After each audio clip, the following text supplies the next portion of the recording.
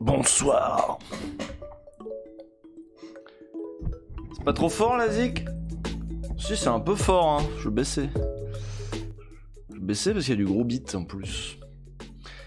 Comment allez-vous la mif? Comment ils disent les gens, la team? J'ai essayé de tweeter comme ça. Je sais plus, c'était pendant le tournage et genre, ouais la team, c'est nul. Je suis beaucoup trop vieux pour faire ça. La mif, la team. Bon, en tout cas, bonsoir.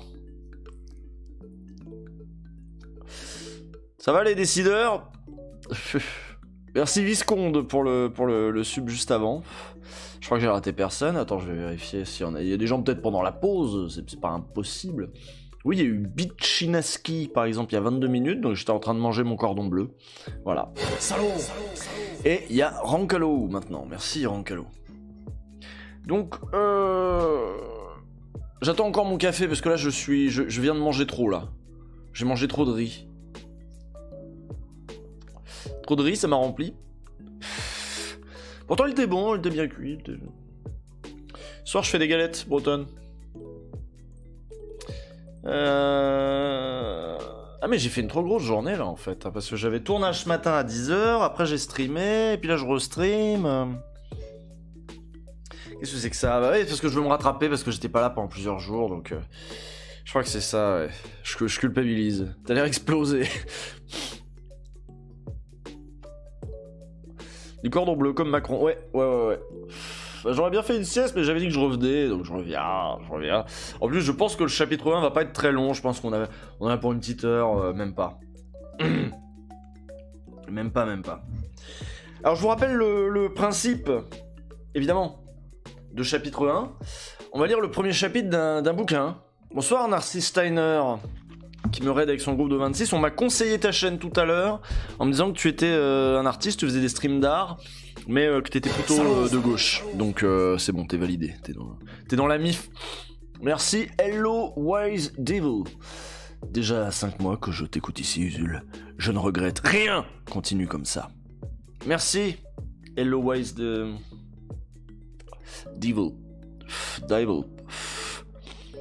J'ai un crush pour Usul en plus de Cotentin. Ça c'est mes cheveux, hein, ça c'est les cheveux là. Je suis sûr que j'ai trouvé la bonne... je savais pas quoi en faire, tu vois, j'étais là, je les coupe, non après j'ai l'air con. Je me suis dit non, on va les mettre en valeur, on va mettre en valeur quand même leur belle nature bouclée. Voilà, non, ça parle beaucoup politique et cheveux hein, en ce moment sur la scène française, hein. Vous avez vu la refaire Marlène Schiappa, lissage brésilien, etc. Bon, moi pas de lissage, non. J'attends le café encore.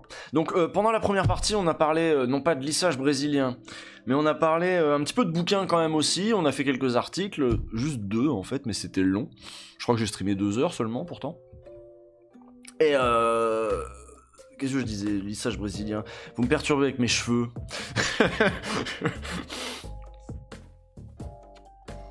Tu vas vraiment finir par ressembler à Judah de BoJack Horseman. Oui, c'est vrai. Ouais. Attends, regarde. Attendez, je vais chercher ma cafetière.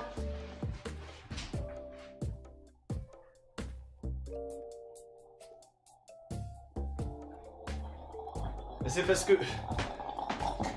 Voilà, je m'étais habillé pour le tournage. Là, c'est ma tenue du tournage. Parce que bon, moi, je pense que le tournage, il faut être bien habillé. Et c'est ça mon embourgeoisement, il est surtout visuel.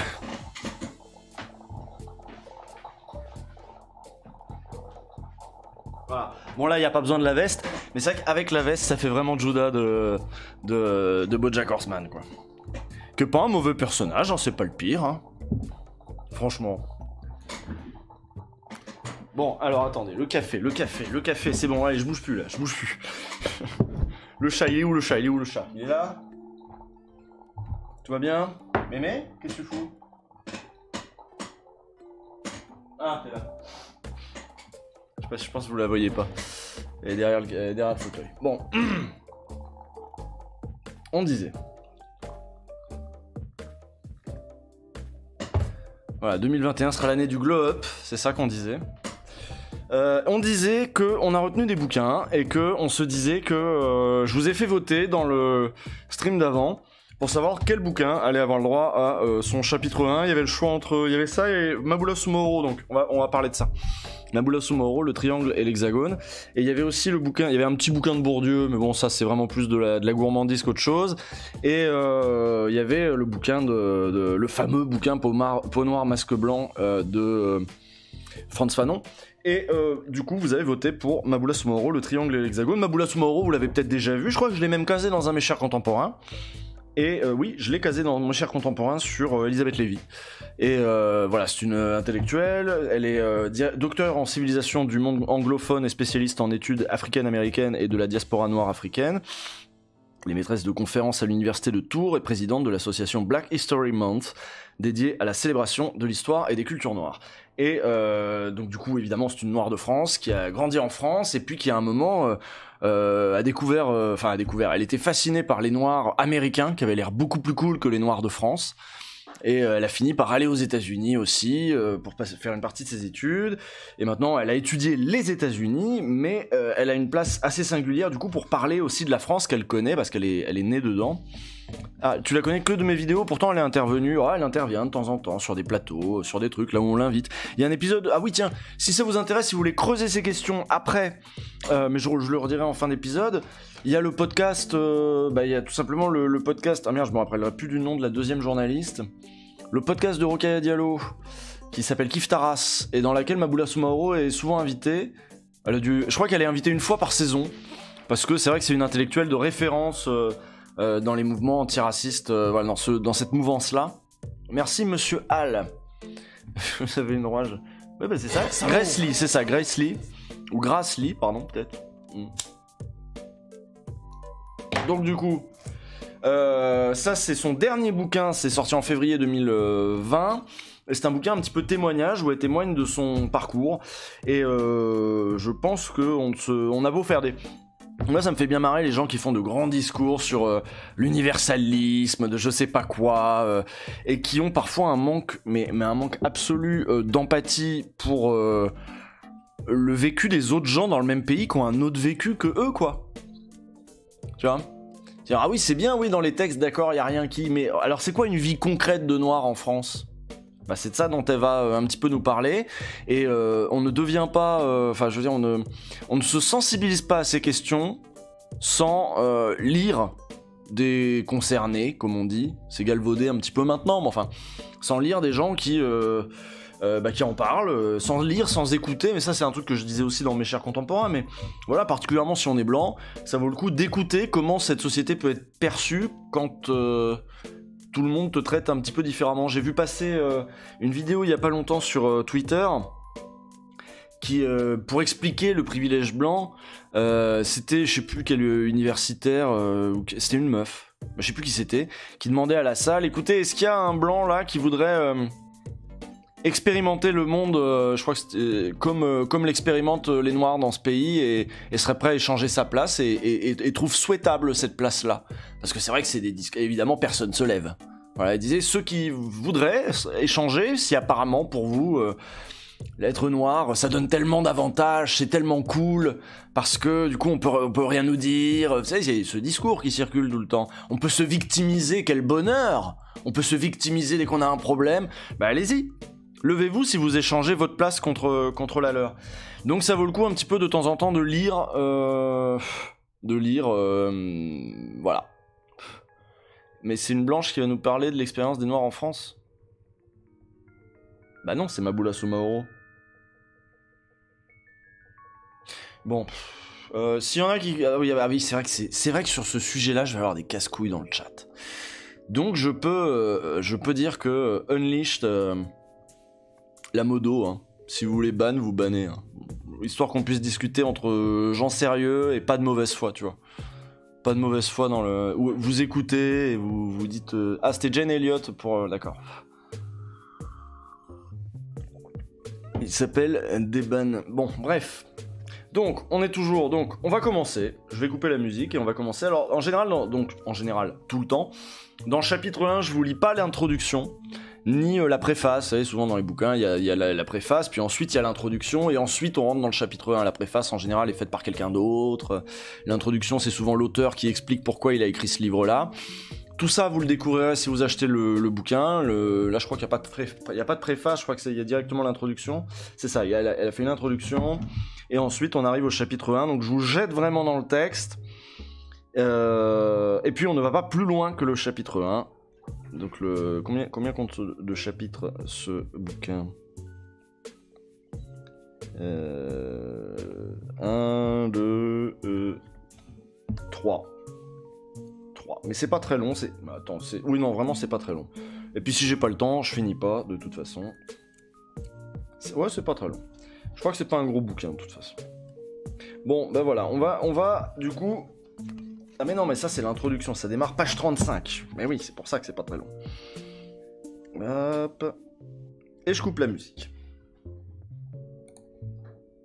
Et donc, merci au modo. C'est vrai que sur ces sujets-là, c'est toujours la peau aux questions faussement naïves, aux interrogations un petit peu ironiques. 3 chapitres de 200 pages chacun. Non.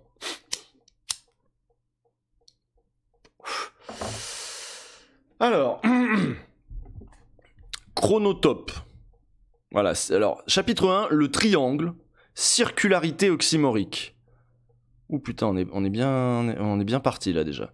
Bon, l'oxymore, hein, vous connaissez, obscure clarté, parce qu'on met deux termes qui n'ont rien à voir l'un avec l'autre. Est-ce que le triangle et l'hexagone, c'est déjà l'oxymore ? Je sais pas, je pense pas. Donc bon, et ça commence par une petite citation d'Édouard Glissant qui dit « Mais si tout venait par le commencement », qu'il dit dans le 4e siècle, paru en 1964. Elle m'a perdu en 2 mots. Oui, mais ça va s'éclairer. Parce que d'abord, il y a circularité oxymorique et ensuite chronotope. Mais on va essayer de comprendre. Bah si, un chronotope, c'est un espace temporel, j'imagine. Attendez, je vais vérifier. Je vais vérifier si elle a inventé le mot ou si ça existe. Parce que moi, je connais pas tous les mots. Hein. C'est gros le dictionnaire. Chronotope, ça existe. Hein. Moi, j'aurais dit que c'est un espace temporel. Non, c'est pas. Non, c'est pas ça. Pour une définition du chronotope, non, c'est pas ça. Le chronotope, la durabilité sociale à travers l'économie temporelle. Quoi ? Le chronotope, du grec chrono, voilà, l'espace du temps. Hein, chrono et topos, évidemment. Pour ça que je m'étais dit c'est un espace temporel, mais ça veut rien dire. Est une notion philologique proposée par le théoricien de la littérature Michael Barclay, qui recouvre les éléments de description spatiaux et temporels contenus dans un récit fictionnel ou non. Le lieu et le moment sont réputés solidaires. D'accord, ok, donc c'est une notion qui vient de la fiction. Une fiction a un chronotope, elle s'étend de temps de là à là, elle dépeint, voilà, ok, d'accord. Donc elle va nous expliquer son chronotope. Merci Lecesco. Bah déjà on apprend des trucs, hein. Déjà rien que chronotope, moi je suis je suis épaté. Mémé, non tu descends, Mémé. Mémé, descends. Mémé. Descends. Bah oui, pchit. Voilà. C'est fatigant ou pas ? L'hexagone est pourtant le lieu... On reprend. Hop, on va jeter la clope aussi. Vous l'aviez, vous, chronotope ? Attendez, je vais demander dans le chat. Je vais faire un sondage. Vous connaissiez chronotope ? Je veux savoir. Salaud ! Savoir, je suis le seul abruti. Alors, chronotope, easy. Donc, non, easy, c'est pas clair. Vous connaissiez ? Et là, pour le coup, c'est pas vous que je cherche à découvrir, c'est que je cherche à découvrir si moi je suis con ou pas. Je veux me rassurer. Chronotope toi-même. Oui, c'est vrai qu'on dirait... Oui, si tu fais chronotope, ça peut être un genre de Pokémon souterrain qui contrôle le temps. On a déjà appris un truc. Ah non, ça c'est les crop top, ouais.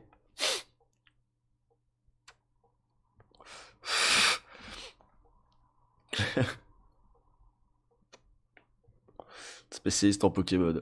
Chronopost, ouais. Cette honnêteté dans le chat, pourquoi ils ont tous voté ? Bah oui, on connaissait pour que je me sente idiot, c'est ça ? Moi je regarde pas les résultats en cours de truc, je me laisse la surprise. Dites oui pour les foutre la teon, mais non, mais c'est pas sympa. On voit une demi-mémère. Mémère, viens là. Si tu viens là, je braque l'éclairage sur toi, comme ça on voit que toi. Parce que t'es la plus belle. Viens. Bon, elle est pas chaude. Ah, 95% de non. Merci. C'est bon, personne connaissait. Donc, l'Hexagone est pourtant mon lieu de naissance. La France constitue mon pays natal ambigu. D'ailleurs, le terme hexagone pose problème car il a le tort de ne renvoyer qu'à une partie européenne de la France. Ce terme rend ainsi invisible des territoires qui peinent ou refusent eux-mêmes d'en faire partie intégrante.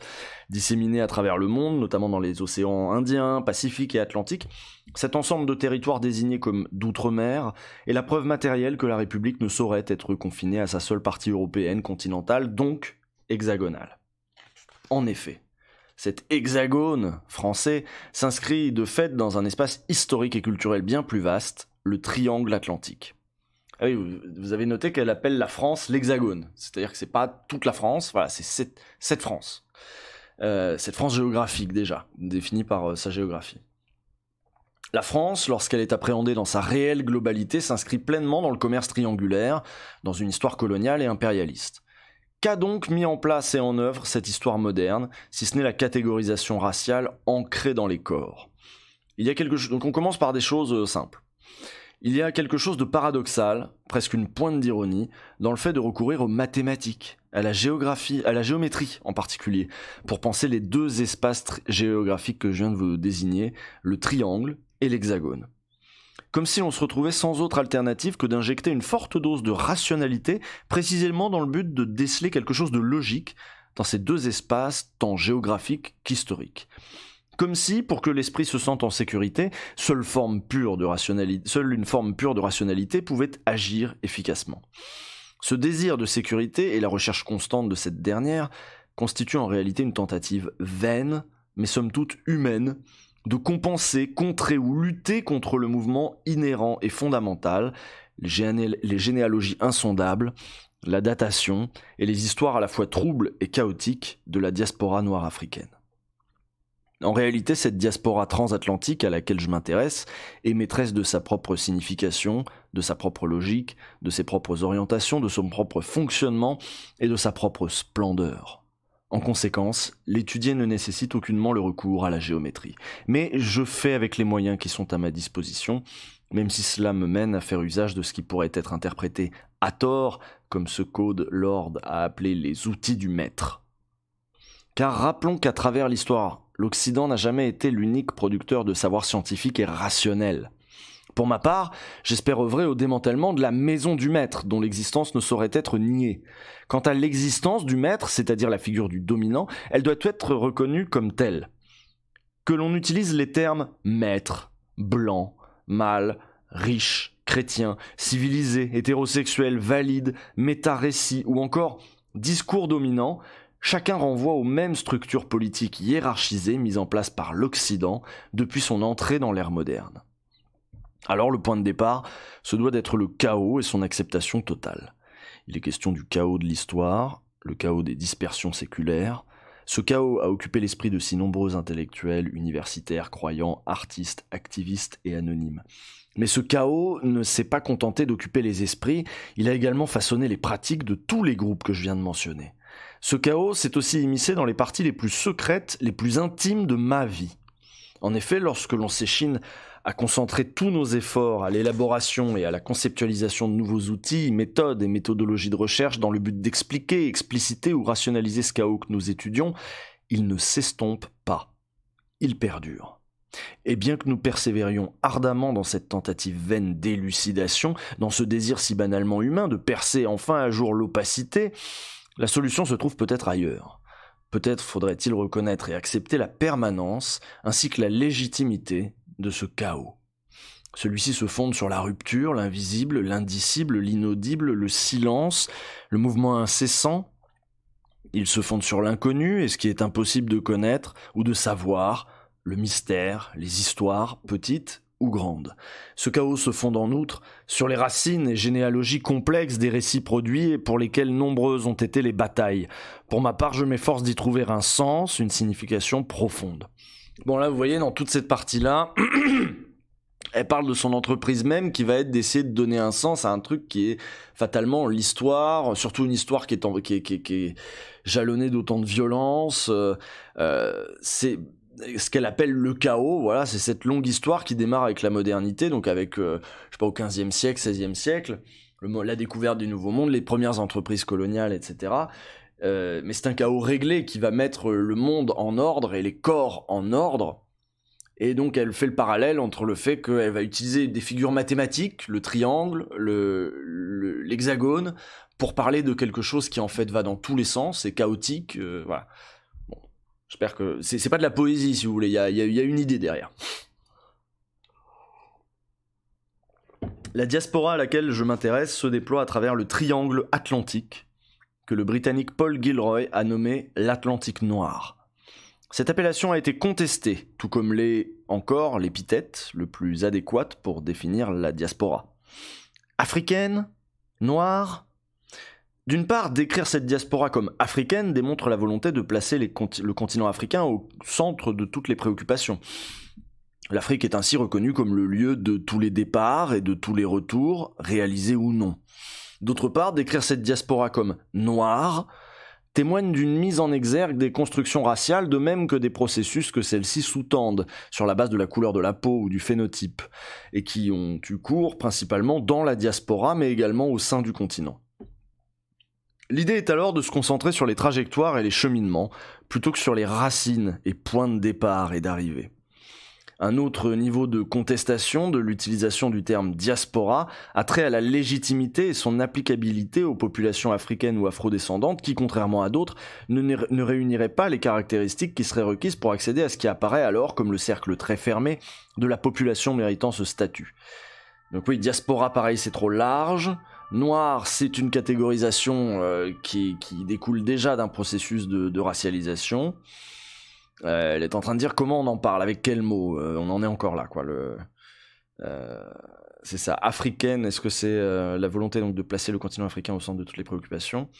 Je crois qu'elle garde africaine du coup, enfin on va voir comment elle résout elle-même cette difficulté à parler de son histoire. C'est intéressant de voir cette difficulté quand tu veux à la fois résister, mais que tu parles la langue des dominants.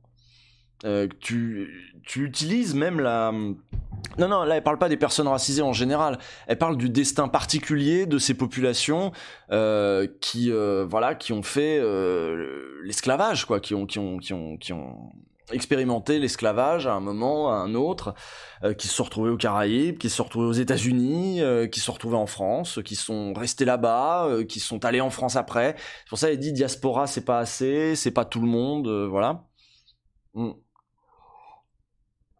C'est pas pompeux, elle cherche des mots, elle en est à dire la difficulté pour les dominés de penser leur situation, alors même que les instruments de connaissance qu'ils ont à leur disposition sont des instruments de connaissance des dominants, et qui sont mis à leur disposition par les dominants, et qui parfois vont pas contenir ce qu'il faut de sel, et ce qu'il faut aussi de recul, pour comprendre ce qui leur arrive à eux. Voilà, là je pense qu'elle montre très bien ce que c'est que la situation dominée.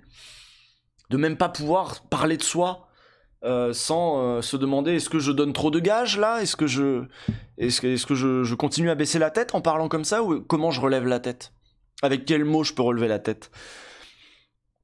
La diaspora n'est pas un cercle ni même un statut, elle est la simple description d'une réalité, celle d'une dispersion de populations qui se sont déployées à travers le monde, même si les travaux consacrés à ce sujet révèlent une surreprésentation des études relatives à l'histoire, la mémoire et les cultures issues des Amériques noires. Des Amériques, voilà, il y a beaucoup plus de travaux universitaires sur les Afro-Américains que sur les autres. Au détriment de l'étude de l'espace proprement africain, ainsi que de celle des continents asiatiques ou européens. Néanmoins, la situation est actuellement en pleine évolution avec un nombre croissant de travaux consacrés à ces espaces longtemps négligés. Depuis la première utilisation du terme diaspora par l'historien George Shepperson en 1966, la réflexion autour de ce qui constitue la diaspora noire / africaine s'est grandement enrichie. Vous voyez, pour l'instant, elle opte pour un double mot. On compte, parmi le large éventail de conceptions du phénomène diasporique, l'étude systématique et l'analyse comparative des populations d'ascendance africaine proches ou lointaines géographiquement et historiquement. J'essaie de vous lire un petit peu, mais c'est vrai que là, le texte est plus... je veux dire, le texte, moi, me mobilise pas mal de mon attention, là. Le triangle est à comprendre comme... Oui, le triangle, c'est Europe, Afrique, Amérique, c'est voilà, ce triangle atlantique, l'Atlantique noir, voilà, dont tu as parlé aussi un petit peu plus tôt. Parce que je vous rappelle, hein, le triangle, c'est vraiment des bateaux qui partaient d'Europe, qui allaient en Afrique, qui prenaient des gens à bord, enfin, qui enlevaient des gens, qui prenaient des esclaves, et pour aller après les vendre, par exemple, dans des plantations aux Caraïbes ou dans des plantations en Amérique, et qui revenaient fortes riches, d'avoir à la fois ramené des ressources du Nouveau Monde, et puis entre-temps, ils ont vendu des esclaves au Nouveau Monde. Voilà, c'est ça le triangle.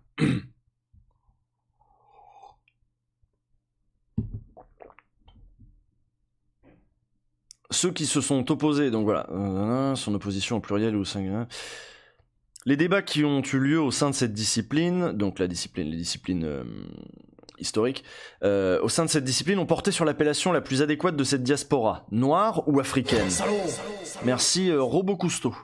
Mais également sur son utilisation au pluriel ou au singulier. Ceux qui se sont opposés à l'utilisation du terme pour désigner les expériences des populations d'ascendance africaine disséminées à travers le monde ont argué que ces dernières ne présentaient pas d'unité culturelle et historique cohérente, contrairement aux Juifs, aux Chinois ou aux Arméniens, des populations dont le statut diasporique est largement reconnu. La grande diversité des espaces occupés, des cultures pratiquées et des langues parlées par les populations d'ascendance africaine disqualifierait leur inclusion dans la catégorie diasporique. Ce à quoi les spécialistes de la diaspora noire / africaine ont répondu d'une seule voix, la diversité des espaces, des langues, des cultures est précisément ce qui constitue l'unité des populations concernées. Habile. Justement, ce qui fait qu'il y a un phénomène spécifique, une diaspora noire spécifique, c'est qu'elle est diverse, contrairement à d'autres diasporas. Et donc ça en fait une de ses spécificités, un de ses traits à étudier, quoi. C'est Rein Ricard qui dit ça dans le chat, le mot diaspora pose problème, il se réfère à un départ d'un lieu commun, ici on a un destin commun, un sort commun. Il y a quand même un lieu commun, mais il est beaucoup plus large, il est beaucoup plus grand, et voilà, il y a une diversité d'espace dedans. Ouais, les trolls c'est ban direct, hein.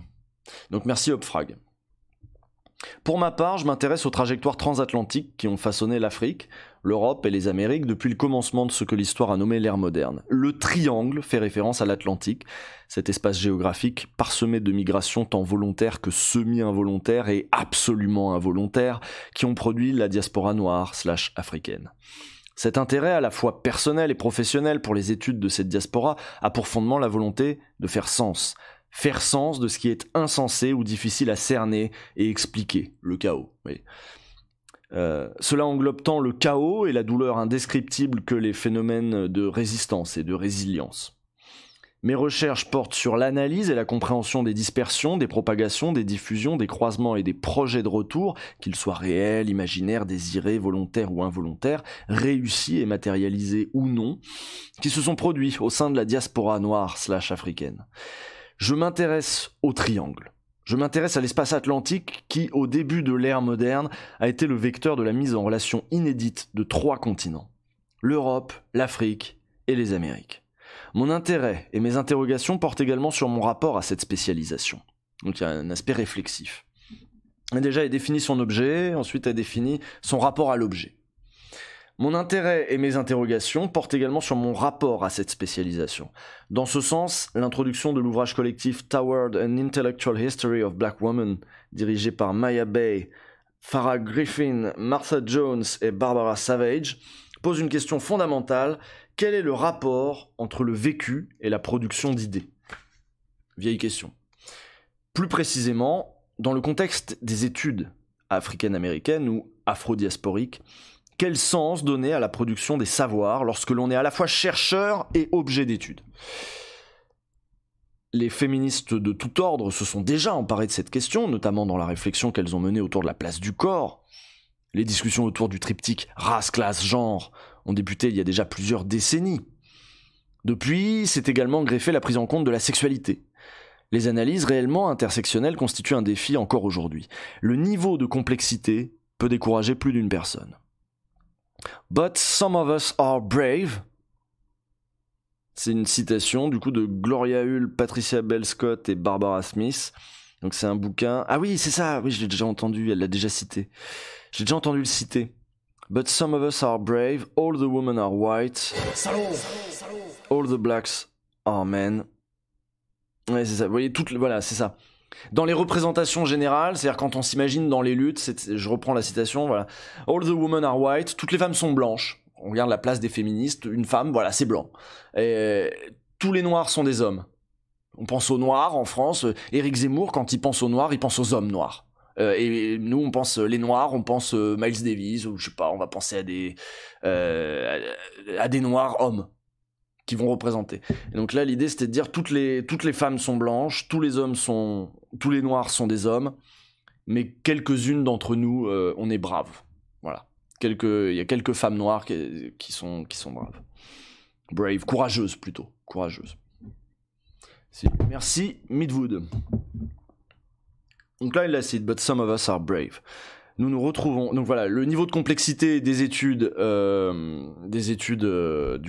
intersectionnelles, etc. Et tellement de choses à prendre en compte, un niveau de complexité tellement élevé que ça pourrait décourager plus d'une personne, mais certaines de nous sont courageuses. C'est là qu'elle le case. Nous nous retrouvons face à un impératif inévitable, celui d'avoir recours à des sources et à des modes de travail alternatifs. L'identité et le vécu se situent au cœur de ces analyses puisque les objets de nos études se situent à la marge des champs d'études conventionnels et légitimes. Au vu de cela, il nous revient de remettre en cause, redéfinir et parfois voire inventer des catégories d'analyse. À ces considérations, je souhaite ajouter les questions suivantes. À quel moment et dans quelles circonstances le vécu personnel peut-il devenir l'objet intellectuel digne d'intérêt scientifique ? Quel est le rapport entre le vécu et la production d'idées ? Elle le recite, sa phrase entre guillemets. Suis-je intellectuel ? Suis-je une femme ? Suis-je noir ? Suis-je capable de produire des idées ? J'appartiens effectivement à toutes les catégories que je viens d'énumérer. Mon vécu, ma recherche scientifique, les enseignements que je dispense, de même que bien d'autres activités que je mène, nourrissent mes réflexions, ma recherche et mes pratiques politiques. Prenant continuellement part à la conversation intellectuelle afro-diasporique, il me semble pertinent de me pencher sur la façon dont cet ensemble est perçu dans le contexte hexagonal d'aveuglement à la race et sur la discussion autour de la citoyenneté qui en résulte. Je parle de l'espace de la République française, de son espace hexagonal, soit un État-nation qui, à l'ère moderne, s'est lancé dans des projets impérialistes, à l'instar de toutes les autres puissances occidentales qui se sont déployées à travers le monde. Le triangle dont il est question ici englobe l'hexagone et place ce dernier dans un contexte élargi d'une identité noire mondialisée qui pèse sur mon vécu personnel et façonne ma recherche. À ce sujet, je suis très redevable à la théorie développée par Stuart Hall, en particulier la réflexion que celui-ci a menée autour des sociétés structurées dans la domination. Partant de cette idée, ma vision de la société française hexagonale contemporaine est la suivante. À la fois post- et néocoloniale, la République fonctionne sur un ensemble de hiérarchies qui s'entremêlent au niveau de la classe sociale, de la catégorisation raciale et du genre. En son sein sont à l'œuvre de nombreux processus de racialisation qui ont un effet sur l'ensemble de la société. Qu'ils touchent de manière visible ou invisible, favorablement ou défavorablement, ces processus concernent tous les groupes en présence. Même si, parmi ceux-ci, celui qui domine possède le privilège de l'invisibilité et de la normativité. Et le privilège, le plus souvent aussi, de ne pas avoir à se poser la question. Quand on est blanc, on n'aime pas qu'on vienne nous emmerder avec des questions de race. Il n'y a pas de race, vu que nous, on est normaux, et qu'on a l'impression que... Ouais, attendez, nous, on pense pas comme ça. Nous, on pense pas en termes de race. Mon cul. Moi, je vois pas les couleurs. Donc, voilà, c'est ce qu'elle appelle le privilège de l'invisibilité et de la normativité. J'ajoute également que, depuis plusieurs siècles, les êtres humains que nous sommes avons été tous forcés de manière organisée à habituer le regard que nous portons sur nous-mêmes et sur les autres, à reconnaître la race et le phénotype. Sans aucune valeur biologique, ces catégorisations sont toutefois d'une puissance extrêmement importante. Elles opèrent de manière concrète au niveau social, politique et économique. Les individus, populations et communautés dites de couleur existent. Nier l'existence et les injustices vécues par ces derniers fait partie du problème français actuel. Merci, je suis dans l'espace. Vous voyez, c'est toujours ça, cette idée de racialisation. C'est-à-dire que quand vous voyez un Asiatique, vous reconnaissez un Asiatique. Mais qui a déterminé ce qu'était un... Vous dites ça, c'est un Asiatique. Mais qui a déterminé ce qu'était un Asiatique? Qui a déterminé ce que c'était l'Asie? Qui a déterminé que dans cet espace, les gens... Allez, on va faire cette catégorie comme ça. Mais alors attendez, par exemple, prenons les Esquimaux. C'est des Asiatiques, les Inuits?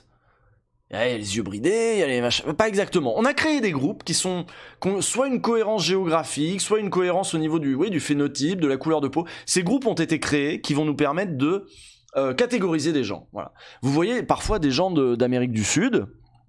donc des populations Native Americans d'Amérique du Sud, des natifs, je sais pas, en Bolivie ou je sais pas quoi. Vous voyez aussi des profils avec des yeux bridés, des pommettes hautes. Mais ça vous viendrait pas à l'idée de dire que c'est asiatique. Par contre, ça va vous troubler parfois. Il y a des gens comme ça, on sait pas les caser. On sait pas les caser. Je sais pas s'il y en a qui ont vu The Wire. J'espère qu'il y en a qui ont vu The Wire. Je sais pas si vous voyez Kima. Kima dans The Wire, exemple type, vous la regardez, vous dites merde, elle est quoi? Et il y a... Parce que, en effet, elle est racisée, enfin, si tu veux, on va la raciser, mais on sait pas comment.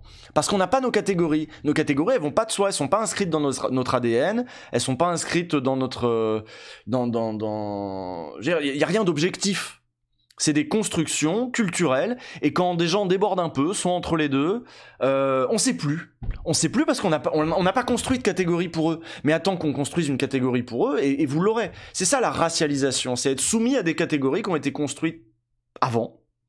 Donc Kima par exemple, elle est dans The Wire, je crois que son histoire c'est que son père était un militaire américain noir qui a fait la guerre de Corée et qui a épousé une coréenne qui était sa mère. Et donc Kima est donc du coup une métisse entre un homme noir américain et une femme coréenne. Donc voilà, mais donc on la voit, on sait pas exactement où la caser. Elle pourrait tout à fait être justement sud-américaine avec cette tête-là, mais on n'a pas la catégorie. Donc c'est ça la racialisation, c'est de dire que c'est nous qui... Les races sont des choses construites, on a créé, voilà, ça, un asiatique, et on le plaque ensuite derrière, on racialise. Voilà, tiens, toi, tu vois arriver quelqu'un avec les yeux bridés, tu lui dis, tiens, bam, je le racialise, mais malgré toi. Et elle précise même qu'on apprend à le faire. Et c'est pour ça que je vous prends l'exemple de Kima. C'est-à-dire que là, on n'a pas la catégorie, donc c'est compliqué. Mais pour un Asiatique, on a dû apprendre. On a dû dire, ça, c'est un... D'ailleurs, au début, quand on était enfant, nous, on disait, c'est un Chinois. Voilà. Ensuite, on a affiné. On a dit, ah non, c'est Asiatique, parce que non, Chinois, c'est pas exactement ça. Chinois, c'est un pays, c'est une nationalité. Pour parler de la race, on dit un Asiatique. Vous voyez bien la différence. Finalement, quand on était enfant, on disait, c'est un Chinois, on se référait à un pays, à un espace géographique, politique. Et en vieillissant, on a appris que, ah non, c'est pas ça qu'on dit. On dit un Asiatique. Et ce qu'on définit là, c'est sa couleur de peau et son phénotype. Donc voilà. C'est un petit peu ça là-dedans. L'idée. Et l'idée que nous-mêmes on racialise à tout bout de champ, qu'on plaque des... Regarde mon chat, c'est un siamois, par exemple. Voilà.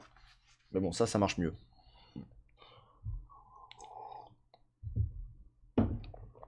Quand on était enfant ou quand on était bien... Ou quand on est bien raciste. Oui, c'est vrai qu'il y en a qui continuent toujours d'appeler les Asiatiques des Chinois. Oui, c'est vrai. Donc on peut pas faire comme si ça n'existait pas en fait. On peut pas faire ah non moi je vois pas les couleurs, c'est pas vrai, on peut pas. D'ailleurs si on voyait vraiment pas les couleurs, on nous trouverait bizarres dans nos pays. Donc voilà. Donc voilà, c'est ça qu'elle veut dire quand elle dit les individus, populations et communautés dites de couleur existent. Nier l'existence et les injustices vécues par ces derniers fait partie du problème français actuel. L'outil théorique et analytique qu'offre la diaspora noire africaine, noire/africaine, puisque je l'étudie tout en étant membre. Donc l'outil théorique et analytique qu'offre la diaspora noire africaine, puisque je l'étudie tout en étant membre, m'a également permis de donner sens à ma propre trajectoire afro-diasporique. Ça suffit, le téléphone. C'est vrai que j'ai les sonneries de boomer. À propos de celle-ci, la question, donc à propos de sa trajectoire afro-diasporique, elle dit « À propos de celle-ci, la question de ma citoyenneté, celle de mon appartenance pleine et entière à la nation française, m'est apparue avec vigueur. Cependant, que signifient les sentiments d'appartenance et et de non-appartenance. Que signifie l'appartenance à une catégorie raciale ou à un groupe donné? Comment ces sentiments se traduisent-ils dans ma volonté de combattre pour de plus grande justice et égalité, également au sein du monde de la recherche? Qu'ai-je le droit de dire et d'écrire à ce sujet? Sur quelle base? Sous quelle forme? En réponse à ces questions, je propose un aperçu des thématiques que je travaille autant qu'elles me travaillent et qui doivent être reliées à ma propre trajectoire transatlantique entre l'Afrique, l'Europe et les Amériques. Du départ originel de mes parents qui ont quitté la Côte d'Ivoire, à ma naissance à Paris, et mes multiples séjours dans les Amériques, quelles peuvent être ma vision et mon expérience des notions de terre d'origine, en tant que point de départ, d'appartenance et de filiation. Il me paraît alors impératif de repartir du chaos originel et fondamental. Voilà, c'est vrai que elle a précisément une histoire, une biographie qui s'inscrit dans ce triangle. C'est très particulier comme parcours. Je vous lis un petit peu parce que là on va passer à une sous-partie suivante.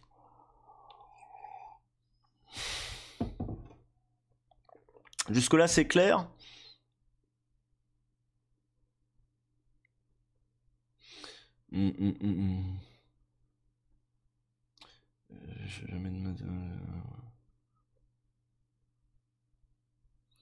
Juste fais jamais de maths ou de physique parce que tu vas avoir un problème si tu refuses les définitions. Oui, bah oui, on peut plus faire grand chose, ouais. Surtout quand ces définitions sont le produit d'un consensus en fait scientifique. Je comprends pas bien ce qu'elle essaie de montrer. Alors pour l'instant, elle essaie pas de montrer grand chose, hein. Pour l'instant, elle explicite son travail. Elle dit voilà ce que je vais faire. Pour l'instant, elle dit rien, hein. Elle dit je vais essayer de mettre de l'ordre dans un vécu, et avec des outils intellectuels qui sont aussi ceux que m'a fourni mon parcours de chercheuse, etc. Mais vu que je veux écrire une histoire de dominés, mine de rien, je vais pas retrouver mon compte ni dans les outils de conceptualisation des dominants, ni dans les histoires déjà écrites par les dominants, parce que mon histoire a été peu racontée, a été mal racontée, cette histoire, elle parle pas de mon histoire, mais cette histoire du triangle et de l'hexagone et des identités afro-diasporiques, elles ont été mal racontées, donc je vais aussi utiliser mon vécu, qui existe, et les vécus aussi, voilà, que je vais... Merci, Vranken. Et qu'est-ce que ça veut dire d'utiliser son vécu comme objet légitime, comme outil, comme ressource aussi pour écrire? En fait, là pour l'instant, elle pose surtout les questions, elle pose toute une somme de problématiques. C'est en ça que c'est une universitaire, hein, donc elle commence d'abord par poser le but de son exercice, les limites de son exercice aussi, elle l'interroge, voilà, qu'est-ce qui me donne le droit de parler, jusqu'où, qu'est-ce que c'est que ces multiples appartenances que j'ai, voilà. Et là, pour l'instant, c'est vrai qu'elle n'a pas dit grand-chose, si ce n'est qu'elle a montré comment elle abordait son objet. Donc, ensuite, elle va inscrire sa démarche dans ce qu'elle appelle une tradition intellectuelle. Elle va inscrire sa démarche dans le champ, après avoir montré comment... Voilà, là, elle a parlé de son objet, sa relation à son objet, elle a fini un petit peu sur elle-même, et maintenant, elle va parler de sa place dans le champ. Vous voyez le déplacement, hein? Barbour qui dit, pour l'instant, c'est de l'épistémologie, voilà. Étroitement lié à ce chaos, cette dispersion et cette... Merci la mouflette pour ton abonnement. Étroitement lié à ce chaos, cette dispersion et cet éclatement originel dont est issue la diaspora noire / africaine, les idées de terre d'origine et de retour me fascinent. À ce sujet, les publications de Maryse Condé et de Saidiya Hartman, de même que celles plus récentes de Leonora Miano, de Taneishi Coates et Ya Ghiazi, ont chacune, dans un style propre, traité des notions de terre d'origine et de retour. Autant vous dire que je ne connais personne dans le... Si, Maryse Condé, j'ai déjà entendu le nom, ça devait être sur France Q. Mais alors tous les autres, pas du tout. Du coup, voilà. En effet, dès les années 80, on trouve dans le roman, le plus connu de la Guadeloupéenne Maryse Condé, Ses goûts, une exploration méticuleuse et assumée de la dispersion diasporique. Donc elle n'est pas la première à s'être posé des questions, et elle dit ce qu'elle doit à celles surtout à qui elle doit quelque chose. On se demande si l'écrivaine, donc Maryse Condé, Guadeloupéenne du coup, On se demande si l'écrivaine, dont les origines se situent sur l'une des rives de l'Atlantique, cherchait à faire sens du point de départ originel que constitue le continent africain. Véritable saga, Ségou se penche sur les tout premiers temps de la dispersion en narrant la destinée individuelle et collective des membres d'une famille Bambara d'Afrique de l'Ouest. La généalogie passe par la lignée masculine. Près de 3 décennies plus tard, Yas Gyazi, avec son premier roman No Home, offre, à partir d'une lignée de sœurs, une belle actualisation à la fois thématique et chronologique de Ségou. En tant que Ghanéenne américaine, issue et emblématique du mouvement migratoire africain et à destination des États-Unis depuis 1965, c'est ça, la jeune autrice propose une nouvelle perspective sur la diaspora. Elle met en lumière l'évolution de la définition de l'identité africaine-américaine aux États-Unis, puisque les nouveaux Africains-américains, dont Gyazi fait partie, de par leur proximité plus récente et plus concrète à l'Afrique, soulève la question du sens que revêt le terme africain dans l'appellation africain-américain. Le roman de Yaa Gyasi traite de thématiques liées à la généalogie, l'identité, au temps et à la chronologie, à l'histoire et à la possibilité, à l'impossibilité de narrer et de dire. En effet, comment tracer et retracer des trajectoires si profondément ancrées dans une combinaison complexe alliant l'histoire à la géographie, chacune incommensurablement vaste et indissociable de l'autre. Et que faire de la question du positionnement ? C'est-à-dire, quel peut être le rapport de chaque individu à cette histoire, à l'ensemble de ces espaces, dans le temps présent ? Entre les parutions respectives de Ségou, de Condé et de No Home, de Gyazi, qui ont fait date, Saidia Hartman, une universitaire africaine-américaine aux origines caribéennes, s'est interrogée dans Lose Your Mother, A Journey Along the Atlantic Slave Route, sur la possibilité improbable à ses yeux de réellement retrouver le continent africain, perçu comme la terre d'origine ou ancestrale de ceux dont l'ascendance renvoie irrémédiabrement à la traite négrière transatlantique. L'ouvrage a été très largement débattu et a causé de nombreuses controverses. Chez les journalistes et écrivains africains-américains, Ta-Nehisi Coates, en dépit du fort intérêt que celui-ci manifeste pour l'histoire et les cultures africaines et panafricaines dans Between the World and Me, la terre d'origine des Africains-américains se situe bien sur le sol états-unien, en particulier dans les enclaves culturelles et éducatives que constituent les universités noires depuis leur création à partir de la seconde moitié du XIXe siècle. Parmi ces dernières, l'université Howard, érigée dans la capitale des États-Unis, est certainement l'une des plus prestigieuses. L'auteur considère Howard comme sa Mecque personnelle. Voilà, est-ce que les Africains-américains viennent d'Afrique ou est-ce qu'ils viennent du premier endroit où on a pensé la question des Africains-américains ? Et lui, c'est son parti pris du coup.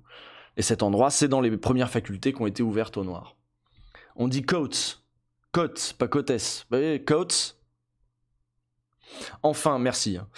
Enfin, à la fois écrivaine, essayiste et dramaturge, la femme de lettres franco-camerounaise Léonora Miano, dans La Saison de l'ombre, roman qui lui a valu le prix Femina 2013, jusqu'alors jamais décerné à un auteur noir, ancre de manière profonde sa parole et ses écrits, non pas dans la diaspora, mais dans le continent africain. Ce dernier est mis à l'honneur, il a la parole et doit s'exprimer sur un sujet douloureux, à la fois actuel et ancien. La Saison de l'ombre s'adresse tant à la diaspora qu'au continent africain. La première doit entendre et comprendre la douleur vécue, tandis que le second se doit de ne pas oublier ni de taire les disparitions inquiétantes et mystérieuses dont les raisons ont été dévoilées depuis.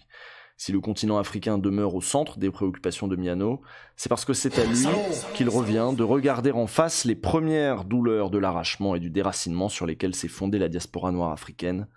Noire/africaine, merci Gouliel Mibir. Ce faisant, Miano fait pourtant montre d'une riche connaissance de l'histoire et des cultures afro-diasporiques.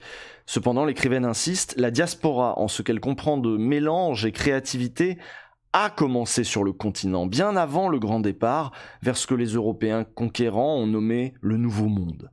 Par son adroit maniement de figures de femmes mises au banc de leur communauté et du mystère entourant la disparition des jeunes garçons, les enfants de ces femmes, comme point de départ et de bascule, ce sont les notions de généalogie et de filiation, de pouvoir et d'autorité, de silence, de mémoire, et les processus de créolisation et d'acculturation que l'autrice travaille en profondeur. Imbriquées dans cette histoire, ces notions et processus racontent la véritable histoire qu'elle écrit avec un grand H, celle qui s'écrit avec un H majuscule. Oui, donc bon, du coup je vous l'avais dit. C'est trop chaud de suivre le chat. Oui, ça, je pense que ça doit être compliqué. Attends, Darik Junior qui me recorrige. Ta Nehizi Coates. Bon, j'espère qu'il ne va pas y avoir son nom trop souvent. La question que soulève l'ensemble des intellectuels que je viens de présenter est celle du commencement. Le commencement de la diaspora. Où débute-t-elle ? Où et à quel moment le déplacement originel s'est-il produit ? À l'intérieur du continent ? En dehors ? Au sein de ces deux espaces ? Ces questionnements légitimes nous forcent à appréhender de manière nouvelle les frontières fuyantes, ainsi que les datations troubles et problématiques. Edward Said n'avait-il pas déjà annoncé que le problème du commencement est le commencement du problème ?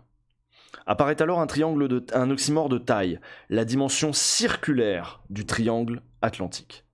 Ah ouais, voilà, on avait promis, elle avait promis, c'est le nom du premier chapitre. Le triangle, circularité oxymorique.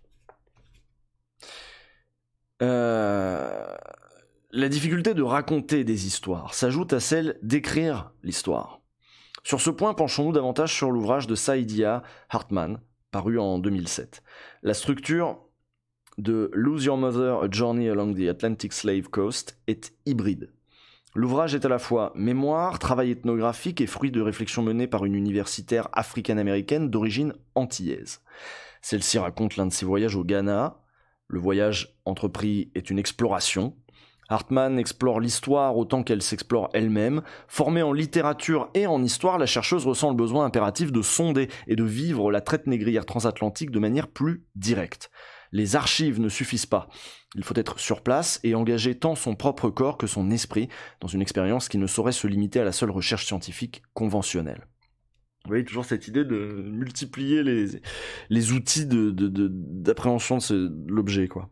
De ce fait, les visites de forts ghanéens dans lesquels étaient parqués les esclaves capturés et en partance pour les Amériques, de même que le cheminement des routes empruntées par les esclaves kidnappés à l'intérieur des terres avant d'être dirigés vers les côtes où étaient érigés les forts d'esclaves, ont été effectués par l'historienne dans l'espoir de réunir les corps et les esprits de ceux qui avaient été réduits en esclavage, ceux qui avaient été déplacés et dispersés, ceux qui avaient traversé l'Atlantique, ceux qui avaient perdu la vie en chemin, volontairement ou involontairement, que ce fût en terre africaine ou au cours du passage du milieu.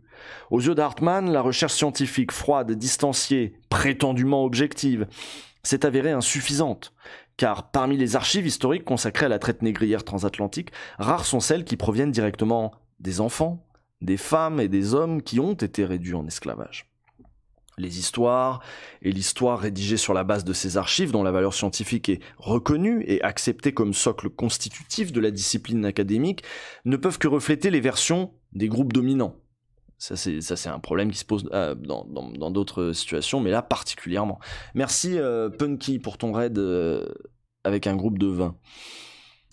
Par exemple, vous vous doutez bien, pour les historiens de l'antique, voilà, tous les peuples n'écrivaient pas leur histoire, ou il y a des alphabets qui ont été perdus. Voilà. Le problème, c'est quand t'as que des traces, et des traces qui ont été laissées, comme nous on a avec les Gaulois, tu sais, où c'est César qui décrit les Gaulois, et la plupart des trucs qu'on a sur les Gaulois, c'est les trucs de celui qui était venu leur péter la gueule, quoi.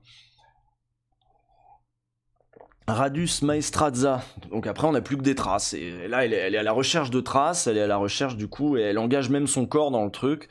Refaire les trajets, oui, voilà, c'est quoi. Surtout que j'imagine que ces trajets devaient être faits à pied.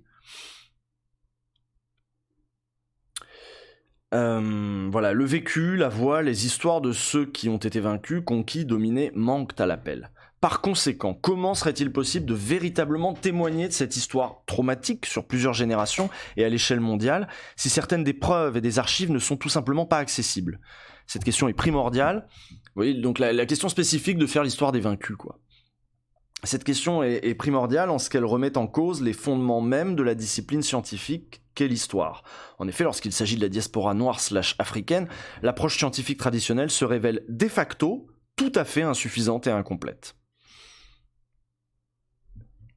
dénuée d'archives émanant des principaux concernés et sans recours possible à l'histoire orale du fait des siècles écoulés, cette histoire particulière se transformerait donc en simple mémoire, c'est-à-dire une sorte d'histoire en demi-teinte, une sous-histoire, une histoire polluée par les émotions.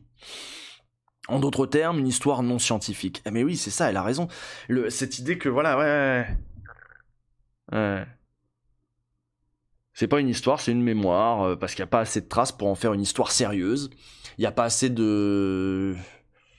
En tout cas, avec les méthodes dites sérieuses, etc., on peut pas en faire l'histoire, donc du coup, tant pis, on en fera une mémoire, quoi. On la traitera comme ça. Mais elle veut dépasser ce truc-là et voir ce qu'on peut dire positivement Enfin, positivement, c'est-à-dire... On sait ce qu'on ne peut pas dire, ce qu'on ne peut pas dire parce qu'on n'a pas les traces, parce qu'on n'a pas... Mais qu'est-ce qu'on peut positivement dire, qu'est-ce qu'on peut tout de même dire ? En d'autres termes, une histoire non scientifique. Voilà. Cela dit, face à un tel ordre des choses, la parade trouvée par Saidiya Hartman prend la forme de la localisation des preuves et archives manquantes précisément dans les corps, voire les déjections des descendants de ces populations africaines réduites en esclavage et dispersées. Ainsi, le corps et la couleur de la peau constituent les seules traces, les seuls indices, les seules preuves et les seules archives accessibles à notre époque. Cela explique dans quelle mesure le retour à la terre d'origine et la reconnexion avec la terre ancestrale se révèlent quasiment impossibles aux yeux de l'universitaire. Le témoignage complet, intégral, ne peut émerger. À ce propos, Hartman déclare... Donc voilà, là il y a un extrait du bouquin d'Hartman qui disait « Je faisais, moi aussi, partie des témoins qui manquaient à l'appel. La prise en compte de ce dont j'avais hérité m'avait mené à ce chaos. Mais à présent, tout cela me paraissait hors de portée. Je m'évertuais à établir des liens entre le passé et le présent, ainsi qu'à cartographier l'itinéraire Côte de l'Or, Curaçao, Montgomery, Brooklyn. Mais mes fouilles étaient sans fin. Je pouvais énumérer l'ensemble des débats portant sur les conséquences catastrophiques que constitue le fait d'avoir été un bien meuble, de s'être vu refuser la protection de la citoyenneté et d'avoir été privé du droit à l'égalité. La réalité était que nous vivions encore dans un monde dans lequel le racisme fait le tri entre les riches et les pauvres, et décide de qui vit et meurt. Le racisme, selon Michel Foucault, c'est toujours Hartman qui parle, le racisme, selon Michel Foucault, c'est la répartition sociale de la mort, à la façon d'un tableau actuariel. Il prédit qui prospérera et qui ne prospérera pas. D'ailleurs, Norman Ajari a fait une réponse au texte tiens, je vais essayer de vous retrouver, je vais le mettre dans le chat, au fameux texte de Beau et Noiriel au fameux texte de Beau et Noiriel dans le monde diplo. Je vais vous retrouver ça, parce que c'est une des premières choses par lesquelles il commence, Norman Ajari, qui lui aussi est un universitaire. Merde, je vais pas le retrouver le texte. Si, je vais chercher. Hop, je vais me sortir les doigts. Donc, Norman Ajari.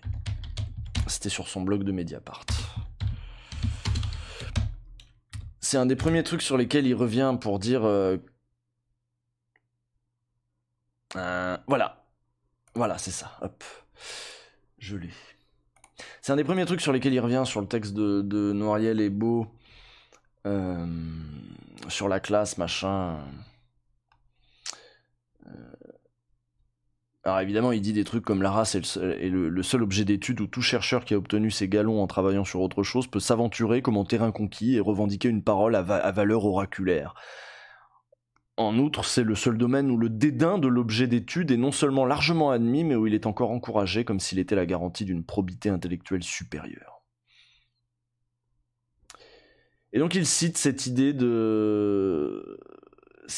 en fait du rapport à la mort. C'est-à-dire une exposition plus grande à la mort, comme conséquence d'appartenance. Dans le traitement policier, etc., c'est évident. C'est-à-dire que c'est toujours valide, si vous voulez, comme une probabilité plus grande de la mort. Qui est mort du coronavirus aux États-Unis ? Qui est mort aux États-Unis ? Voilà, les chiffres sont absolument hallucinants. Je crois que c'est 40%. Pour New York, je crois que c'était 40% de noirs. 30% d'hispaniques et le reste pour les autres, quoi. Enfin, je crois même que c'était plus que ça. J'avais vu ça dans l'année de vue.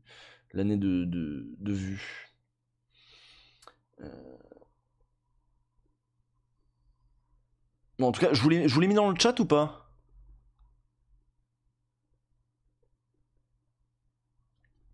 Non mais évidemment les pauvres aussi sont surexposés à la mort, mais je veux dire à classe sociale égale. En tout cas je vous le mets dans le chat. Peux-tu nous retrouver les chiffres? Non. Je t'ai dit ils sont dans le vu de l'année. Mais là je veux pas aller retrouver les chiffres. Enfin bref. Bref, vous avez le texte si vous voulez y revenir, mais du coup c'est le même, c'est cet argument-là qui revient aussi dans le texte. C'est pour ça que j'y pensais. Pardon. Donc, à chaque étape de la vie, les Noirs courent 2 fois plus de risques de mourir que les Blancs, et leur espérance de vie est plus courte. Dans la ville où je réside, c'est toujours Hartman qui parle. Dans la ville où je réside, l'espérance de vie des hommes noirs est de 20 ans plus courte que celle des hommes blancs. Le taux de mortalité infantile chez les femmes noires rivalise avec celui d'un pays du tiers-monde. Donc elle est aux États-Unis. Les Noirs courent un risque 5 fois plus élevé d'être assassinés et ils risquent 10 fois plus de contracter le virus du sida. La moitié des enfants noirs grandissent dans la pauvreté et un tiers de l'ensemble des Africains américains vivent dans la pauvreté. Presque la moitié des hommes noirs âgés de 18 à 25 ans, tiens, autant vous voulez des chiffres, presque la moitié des hommes noirs âgés de 18 à 25 ans sont en prison, en liberté conditionnelle ou sous contrôle judiciaire. Ils risquent 4 fois plus que les blancs d'être condamnés à mort. Les femmes noires courent 8 fois plus de risques d'être incarcérées que les femmes blanches. La répartition des richesses n'est pas moins désespérante. 40 ans après l'adoption de la législation sur les droits civiques, les foyers noirs possèdent 1/10 de la fortune des familles blanches. Pour chaque dollar possédé par les blancs, les noirs possèdent 7 cents. Cela expliquait en partie ma présence dans ce cachot. Mais il y avait également quelque chose de l'ordre de l'intime. Traîner dans cette pièce vide était ma façon à moi d'essayer de comprendre de quelle manière ce souterrain m'avait créé et marqué. L'origine de mon désespoir remontait-elle à la première génération arrachée à son pays ? Était-ce la raison pour laquelle je pouvais parfois ressentir une telle lassitude vis-à-vis de l'Amérique, comme si j'avais moi aussi débarqué en Caroline du Sud en 1525 ou à Jamestown en 1619 ? S'agissait-il de la pression exercée par toutes les mères perdues, ou bien de celle des enfants devenus orphelins, ou était-ce lié au fait que pour chaque génération, le joug d'une vie abîmée et le désarroi de ne pas être reconnu, d'être considéré comme un perpétuel étranger se faisait de nouveau ressentir ? Je traînais dans ce cachot d'esclaves, non parce que j'espérais y découvrir ce qui s'était réellement passé, mais plutôt à cause de ce qui avait perduré de cette histoire. Pour quelle autre raison commencer une autobiographie dans un cimetière ? Voilà. Alors c'est une traduction personnelle de Maboulas Moro, mais elle parle un très bon anglais, donc il n'y a pas beaucoup de raisons de douter de sa traduction. Ce long extrait tiré de l'ouvrage de Hartman illustre très justement l'ensemble du projet qu'elle a mené. Tout y est. Tu vois, tu écris dans le chat, on dirait de la psychanalyse de bistrot. Tu te rends compte de la violence de ce que t'écris ? C'est pour ces objets-là, en plus, elle a passé quand même quelques pages à expliquer à quel point les outils qu'on reconnaîtrait comme raisonnables, les outils qu'on reconnaîtrait comme scientifiques, historiques, machin, ne permettent pas de saisir un truc qui est de l'ordre du chaos, qui est de l'ordre de l'indicible, qui est de l'ordre et qui pourtant a marqué les corps des générations, etc. Et elle, voilà, elle essaye autre chose, elle essaye d'autres voies. Ah, il doit parler du chat. Ah, pardon.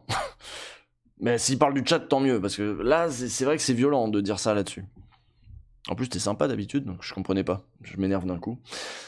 Mais voilà, donc en plus, voilà, c'est-à-dire que c'est expliqué pourquoi il y a cette idée de prendre aussi l'objet de biais, de prendre l'objet de manière intime, et c'est assumé.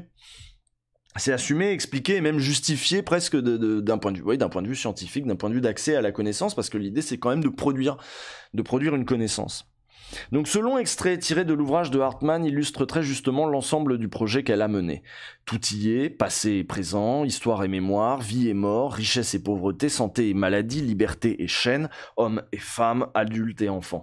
Mais s'y trouvent également le général et le particulier, l'intérieur et l'extérieur, ce qui relève de la sphère publique et de la sphère privée, voire intime, le commencement et la fin, la lumière et l'obscurité, la mort et la renaissance, le départ et le retour, la quête et les questionnements sans fin auxquels nulle réponse satisfaisante ne peut être apportée. La quête, le trouble mental, la quête, la perte, les réponses impossibles, la quête, la diaspora.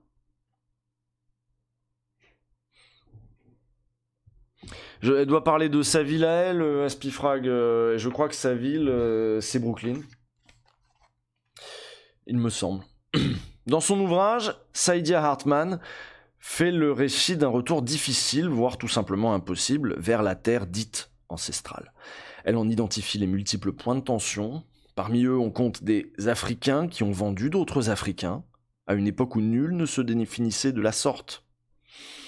Les Africains d'aujourd'hui qui cherchent à oublier ce passé douloureux, mais ces mêmes Africains qui se révèlent prêts à se souvenir de ce passé douloureux si celui-ci peut être transformé en une entreprise lucrative, fondée sur le tourisme mémoriel afro-diasporique. Des Africains qui sont prêts à tirer tous les bénéfices de cette diaspora, si désireux de revenir sur sa terre d'origine et de se confronter à ce passé à la fois lourd et fondamental, quand bien même elle n'y retrouvera que de la terre et de la merde. C'est entre guillemets. Les Africains d'aujourd'hui, enfermés dans une situation géopolitique désastreuse et d'innombrables difficultés structurelles qui ne peuvent faire autrement qu'envier les Africains américains, qui incarnent à l'inverse des États-Unis et un Occident prospère. En écrivant et décrivant tout cela, donc tu vois, jusque dans les paradoxes, les situations paradoxales. Tout est dans le titre, hein. Tout est dans le titre si vous venez d'arriver. Les Africains d'aujourd'hui, enfermés dans une situation géopolitique... en écrivant et décrivant tout cela, Hartman puise elle aussi dans une langue et une culture afro-diasporique, diasporic literacy, fondée de figures, lieux et événements qui résonnent à travers la diaspora et le monde, évoquant ainsi Kwame Nkrumah, c'est assez compliqué, Nkrumah je dirais, Kwame Nkrumah, James Baldwin, Bob Marley, l'Empire Ashanti, Samori Touré, Mary Prince, Walter Rodney et tant d'autres. L'écriture et la voix de Hartman proviennent de la diaspora. Les deux se situent en dehors du continent d'origine lointaine, un espace si souvent imaginé, idéalisé, désiré et fantasmé comme lieu de réconfort, or nul réconfort n'est trouvé. Seule la fin de l'ouvrage offre quelques répits. En effet, on y retrouve Hartman face à un groupe de petites filles ghanéennes, en cercle, qui jouent en chantant et tapant des mains. Probablement parce qu'il fait écho à sa propre enfance états-unienne, ce moment de connexion tant attendu, bien qu'immatériel, contraste grandement avec les effets très concrets de la réalité contemporaine. C'est pourtant tout ce qui reste, c'est tout ce qui est tangible. En comparaison avec le constat amer dressé par Saidiya Hartman, une lueur d'espoir semble poindre chez Leonora Miano. La franco-camerounaise prône la communication transatlantique, afro-diasporique, ainsi que la nécessité de reconnaître au continent africain le statut non pas de seule, mais de première victime de la traite négrière transatlantique. Parue en 2013, La Saison de l'ombre donne la parole à l'Afrique. Le continent doit s'exprimer sur le sujet en son nom propre. Par ce biais, il peut prendre pleine part à une conversation qui jusqu'alors s'était tenue presque uniquement au sein de la diaspora. Que s'était-il passé à l'époque ? En réponse à cette question et au doute lancinant qu'elle implique, Miano propose un récit fictif qui se construit autour du clan Mulongo, confronté à la disparition de 12 de ces jeunes garçons. Ces derniers avaient temporairement quitté leur village pour suivre le rituel d'initiation traditionnel qui doit avoir lieu à leur âge. Ces disparus étaient encadrés par 2 adultes respectés dont on a également perdu la trace. Immédiatement, parce qu'elles sont inexpliquées et inexplicables, ces disparitions d'enfants et d'adultes sont jugées mystérieuses, dangereuses et potentiellement de mauvais augure pour le reste du clan. Les femmes, plus spécifiquement les mères des enfants, seront les premières mises au ban de la communauté. Il s'agit de prendre toutes les précautions nécessaires. Il faut prévenir, il faut protéger la communauté, même au prix de la marginalisation de celles qui auraient également pu être reconnues comme les premières victimes de ce drame collectif. L'entreprise menée par Leonora Miano dans La Saison de l'ombre est celle d'une réhumanisation de l'histoire de la traite négrière transatlantique. Littéralement, Miano donne vie et âme au protagoniste d'un pan de l'histoire transatlantique à la recherche duquel Saidiya Hartman s'est lancé en vain dans Lose Your Mother. Ici, c'est la littérature qui permet d'apporter une sorte de soulagement au récit historique douloureux et inévitablement incomplet. Miano tente de répondre à la question suivante: quel souvenir l'Afrique garde-t-elle de l'histoire de la traite négrière transatlantique et de l'esclavage ? Selon l'autrice, il est indéniable que le poids des pertes et des disparitions mystérieuses a pesé sur les épaules des mères, des parents et des communautés d'Afrique en tout premier lieu. Seules quelques personnes, membres d'une puissante élite, avaient une vision globale et une connaissance parfaite de ce qui se produisait réellement. Seule cette élite tirait profit de ce commerce inédit de chair humaine. Cependant, nul n'avait alors pleinement conscience des conséquences de ce commerce sur le long terme, car en définitive, ces mêmes élites en ont ressenti les effets néfastes et irréversibles. Pour Miano, l'Afrique a gardé en mémoire les pertes inexpliquées, les sépultures vides faute de corps, causant ainsi des deuils impossibles à faire, les cosmogonies annihilées et réinventées. L'Afrique a conservé la mémoire de tout cela dans les chansons inventées, transmises et chantées par les jeunes filles et les femmes. Je suis allé vérifier. À New York, la différence d'espérance de vie entre les noirs et les blancs est de 4 ans, pas 20 ans. Je sais pas où elle a trouvé ce chiffre qui me paraît hallucinant. Ça dépend peut-être des quartiers, ça dépend peut-être, je sais pas. C'est peut-être pas New York, c'est peut-être pas Brooklyn, c'est peut-être encore un autre endroit. Mais tu voulais fact-checker l'auteur, toi. Ah, dis donc, tu manques pas de souffle. La question du retour. Les idées de terre d'origine et de retour qui jalonnent la tradition intellectuelle, politique et artistique de la diaspora noire / africaine me sont d'un intérêt particulier du fait de ma naissance à Paris et de mes voisins ivoiriens, Dioula et musulmans. Il me faut cependant, et de mes parents, je dis de mes voisins,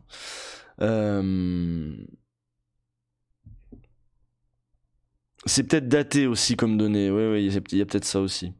Bon, bref, mais je sais pas pourquoi l'intérêt de fact-checker ça, quoi.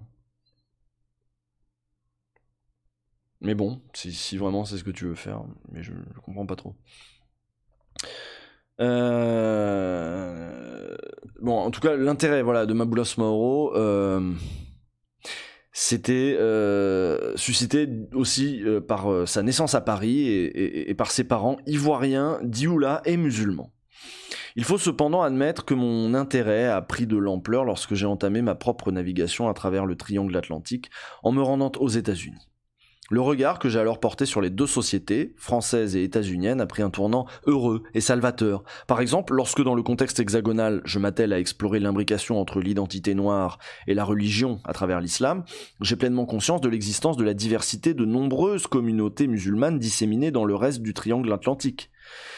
Dans le cas spécifique des États-Unis, il est primordial de faire la distinction entre, d'une part, les populations africaines déplacées vers ce territoire et qui étaient issues de zones géographiques déjà sous influence musulmane au moment de la traite négrière transatlantique, et d'autre part, les communautés africaines-américaines musulmanes qui ont émergé au début du XXe siècle dans le but précis de contrer et de faire front à l'identité chrétienne, blanche et dominante des États-Unis, à l'image du Moorish Science Temple of America de Noble Drew Ali ou de la Nation d'Islam, vous connaissez Nation of Islam, vous connaissez tous ces trucs-là. L'idée c'était aussi de prendre, d'adopter la religion musulmane parce que c'était pas la religion des blancs, c'était la religion aussi des dominés et c'était une religion universaliste aussi l'islam, donc il n'y avait pas de raison.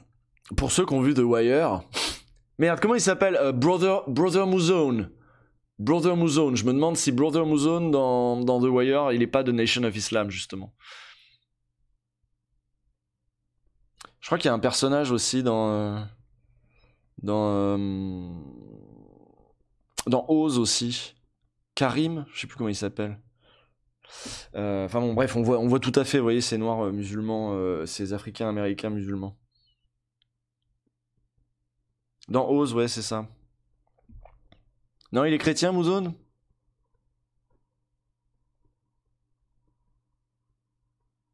Eh ben je dis des conneries alors, c'est possible. J'ai pas vu depuis longtemps. Ah, Karim, oui, bah oui, en même temps il s'appelle Karim. Karim Saïd. C'est ça. Bref, ouais, moi les États-Unis, je connais surtout grâce aux séries, hein. Je vais pas vous mentir, j'ai pas non plus lu des caisses de trucs sur les États-Unis. Donc si c'est pas dans The Wire, je suis perdu. Dans le cas spécifique des États-Unis, il est primordial, donc voilà, bon ça on l'a dit, Nation of Islam, il est question d'individus, groupes et communautés qui ont fait le choix conscient de devenir des musulmans noirs. Bon, évidemment Mohamed Ali, hein. C'est-à-dire, mais Mohamed Ali c'est plus tard, du coup là elle parle du fait que, c'est ce que je ne savais pas, c'est que en fait c'est un mouvement qui vient aussi du début du XXe siècle. Je pensais que c'était spécifiquement dans les années 60, 70. C'est-à-dire qui ont fait de l'identité noire devenir des musulmans noirs, voilà.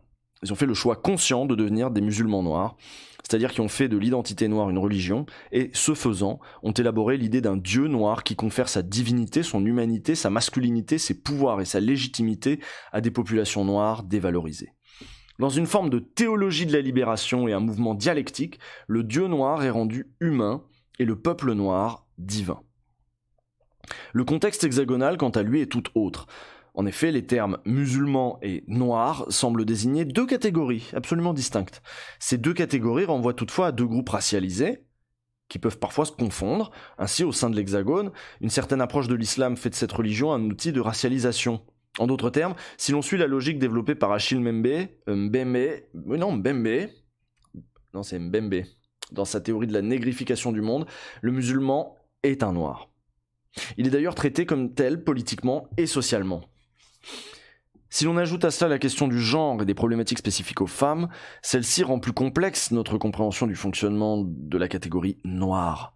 En effet, l'Hexagone tente à percevoir les femmes visiblement musulmanes comme les ambassadrices de la religion qu'elles ont choisi de pratiquer. Ces femmes sont fréquemment stigmatisées et discriminées, on les présente tour à tour comme dérangeantes parce que trop visibles dans l'espace public, vulnérables et ayant besoin d'être sauvées d'une condition qui ne peut être que malheureuse et indésirable. Ces femmes doivent être protégées par la République. La religion de ces femmes fait d'elles d'impossibles françaises. La citoyenneté implique ici l'abandon de la religion qui pose problème et pose question. C'est marrant, j'entends des Manuel Valls, c'est le truc de la République doit les sauver, machin. T'as des retours, j'ai eu des relents de Manuel Valls. Dans le cas des hommes visiblement musulmans, ceux-ci doivent être contrôlés, surveillés et incarcérés. Et ceux-là, il faut pas les sauver, ceux-là, c'est voilà. Et pour ceux qui portent trop grande atteinte à la sûreté de l'État, la peine de mort est presque automatiquement prononcée en dehors de tout tribunal, sans trop d'attention portée ni à la nature ni à la légitimité de leur religiosité. Hommes ou femmes, ces musulmans identifiables le sont par leur corps, que celui-là soit physique ou social, c'est aussi cela, être noir. Lorsque j'ai entrepris des études supérieures en France hexagonale, j'ai choisi de m'orienter vers l'anglais. Au niveau de la maîtrise, je me suis spécialisé en civilisation du monde anglophone, alors limité aux États-Unis et au Royaume-Uni.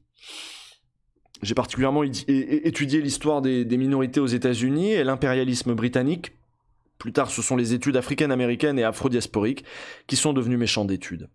Cette spécialisation a débuté avec une étude de la fondation du Libéria. L'histoire du territoire ouest-africain qui allait devenir le Libéria a débuté au début du 19e siècle. Le pays est le fruit d'un projet philanthropique mené à partir de 1816 par l'American Colonization Society. Parmi les membres de cette organisation, nombreux étaient les hommes originaires du Sud, propriétaires d'esclaves ou non. Après l'acquisition d'un territoire situé sur la côte ouest africaine, l'organisation s'est lancée dans un projet colonial visant à faciliter le retour de Noirs libres et chrétiens des États-Unis.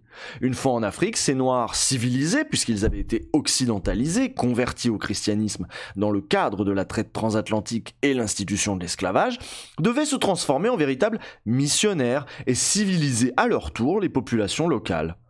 En ce début du 19e siècle, la société esclavagiste états-unienne ne voyait pas d'un bon œil la présence d'individus et de communautés noires libres sur le territoire national. Ils constituaient une menace pour l'ordre socio-racial du pays. Bien que libres, ils étaient noirs et ne pouvaient pas prétendre à une égalité de traitement avec les blancs, riches ou pauvres. Dans un tel contexte, la vaste majorité des membres de l'American Colonization Society étaient composés de fervents partisans de l'institution particulière et se positionner en faveur de l'émigration des Noirs libres. Ces derniers, donc c'est la remigration, comme on dirait aujourd'hui, on va vous trouver un petit pays, puis vous allez tous repartir. Ces derniers devaient... Merci Grenac. Je reverrai ça en replay, des bisous Usul, des bisous. Puis moi je vais pas trop tarder non plus, je pense que je vais pas plus loin de 18h, je vais pas plus loin de 18h30 que 18h30. Purée, je viens chez Usul pour me changer des 10 000 chaînes américaines auxquelles je suis abonné, ça parle aussi d'histoire américaine. Oui, un petit peu, spécialement ce soir, mais c'est pas... Non, parce qu'on parle de la France, aussi, beaucoup, on va parler elle parle beaucoup des Noirs en France. donc, dans un tel contexte, donc ces derniers, donc les Noirs libres qu'on a envoyés du coup dans ce territoire acheté en Afrique de l'Ouest, ces Noirs libres devaient et pouvaient retourner chez eux, c'est mis entre guillemets. Ainsi, en dépit de l'opposition massive de la majeure partie des leaders et militants africains-américains de l'époque qui ont lutté pour la démocratie raciale tout au long du 19e siècle, des milliers d'Africains-américains se sont portés volontaires à l'émigration vers ce qui était présenté comme leur terre d'origine. Au cours de la période qui précéda la guerre de sécession et l'abolition de l'esclavage qui s'ensuivit, ces candidats à l'émigration étaient principalement des Noirs qui avaient perdu toute foi en la possibilité d'une égalité réelle entre Noirs et Blancs sur la terre états-unienne. Finalement, le projet colonial mis en œuvre par l'American Colonization Society donna lieu à l'indépendance du Libéria dès 1847.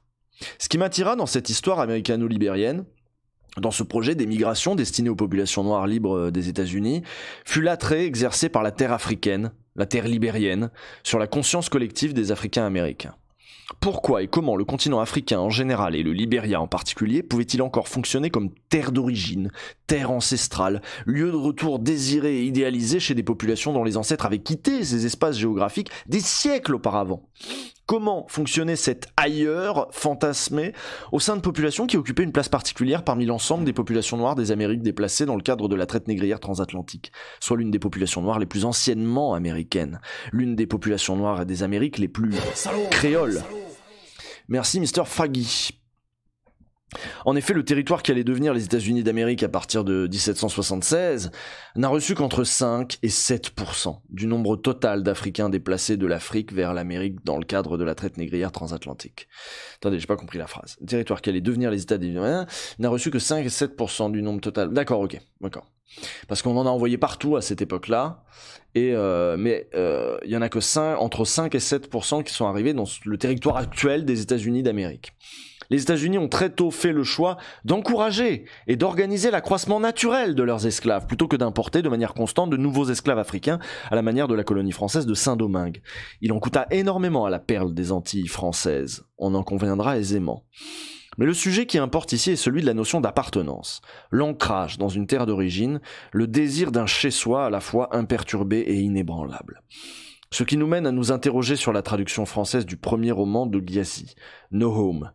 Ainsi, comment le titre original du roman, Homegoing, qui exprime l'idée d'un retour chez soi, concrétisé ou non, s'est-il vu transformé en la négation de l'existence même de celui-ci ? Vous avez compris, le titre de base c'est Homegoing, et la traduction française l'a appelé No Home. Mais c'est parce que vous voyez que j'ai aucune difficulté à dire No Home, et j'ai des difficultés à dire Homegoing. Pour des raisons aussi. Mais bon, ça fait sens aussi, et elle se demande comment, pourquoi. Mon projet de thèse doctorale me permit de prolonger le travail entamé au niveau de la maîtrise, en comparant deux communautés noires des Amériques.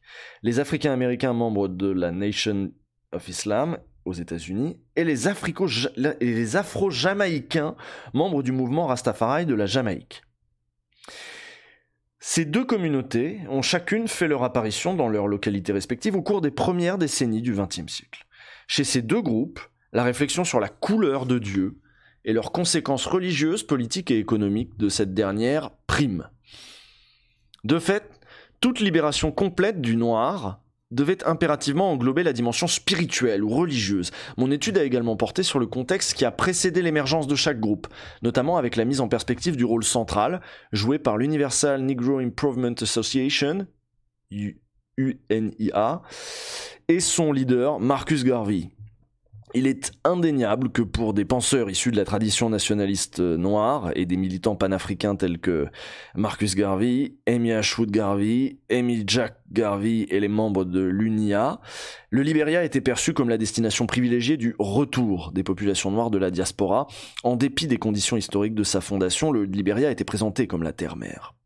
Une fois encore, je ne pouvais que constater l'ancrage profond dans l'imaginaire de Noirs de la diaspora des Amériques de l'idée de l'Afrique perdue, mais que l'on pouvait à présent retrouver.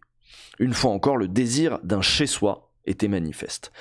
Le fruit de ces premières recherches effectuées sur la création du Libéria, le nationalisme noir, politique et religieux, le guervéisme, l'émergence de la nation d'islam africaine-américaine et le mouvement Rastafari afro-jamaïcain a été le développement de mon intérêt intellectuel pour la diaspora noire africaine des Amériques et son rapport à l'Afrique.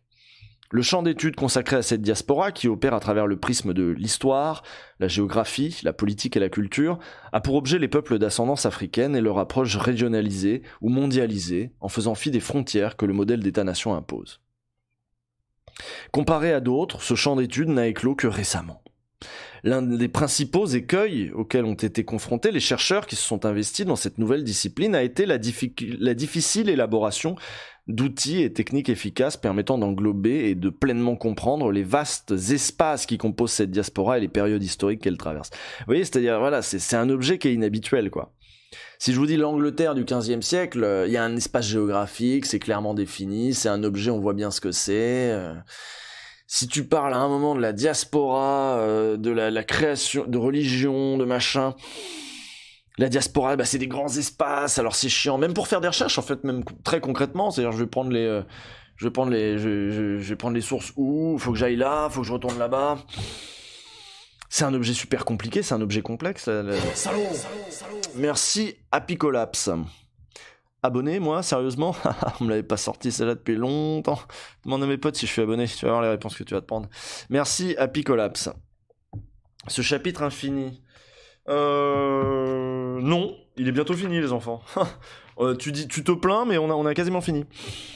Donc l'un des principaux écueils auxquels ont été confrontés les chercheurs qui se sont investis dans cette nouvelle discipline a été la difficile élaboration d'outils et techniques efficaces permettant d'englober et de pleinement comprendre les vastes espaces qui composent cette diaspora et les périodes historiques qu'elle traverse. Car de fait, même lorsque l'on tente de circonscrire la diaspora noire-africaine noire/africaine, je devrais dire, au seul espace atlantique, comment les chercheurs peuvent-ils développer des cadres théoriques solides à partir de pérégrinations des peuples africains et afrodescendants au sein de l'espace mentionné? Sur ce point précis, la spécialiste de la question, Ruth Sims Hamilton, a insisté sur l'aspect circulaire de cette diaspora, pourtant née d'un triangle. L'argument développé par la chercheuse est le suivant. Il est difficile d'identifier de manière claire tant les points de départ que les points d'arrivée. La circularité envisagée ici met donc au jour l'impossibilité presque absolue d'identifier le commencement et la fin qui délimiterait cette diaspora. Ainsi, depuis l'ère moderne, les circulations des populations, des cultures et des idées au sein de ce triangle atlantique paraissent infinies. Bon, un objet insaisissable, en gros. Et ça, c'était le chapitre 1. Et le pire, là, c'est vrai que c'est salaud pour vous, parce que... Chapitre 1, vraiment, elle définit son objet, elle définit comment les autres ont traité son objet, elle définit la complexité de l'exercice, la complexité de l'objet lui-même, mais elle ne rentre pas encore dans elle ne tranche pas encore. Elle tranche pas encore dans la polémique, etc. Parce que après, bah, voilà, après elle rentre dans son parcours à elle, son parcours universitaire et finalement ses propres recherches à elle. Là, elle a dit... on voit ce qui l'intéresse dans Elle termine là-dessus, en fait. Elle termine sur ce qui l'intéresse dans ses études de diaspora, c'est-à-dire ses allers-retours, cette circularité, le côté insaisissable. Il n'y a pas vraiment de point d'arrivée. Est-ce que le point d'arrivée, c'est au moment où on enlève les gamins dans les tribus? Qu'est-ce qu'il en reste dans les villages de cet enlèvement? Est-ce que c'est déjà la diaspora, le fantôme de ceux qui ont été enlevés dans les villages? Ou est-ce que ça démarre... plus tard, au moment où certaines populations se retrouvent ensemble et intellectualisent le fait qu'ils sont une diaspora dans des universités américaines. Ah bah non, c'est super stimulant. Hein. Oui, et c'est vrai que je posais la question au début en me disant, c'est marrant, ça s'appelle le triangle et l'hexagone, et on voit un cercle et un triangle sur la couverture, je comprends pas. Mais ça y est, maintenant j'ai compris. J'ai compris. Je sais pas ce que vous en avez pensé, vous.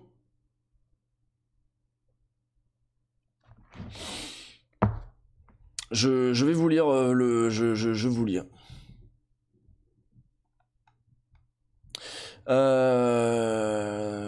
Je vous lis avec attention.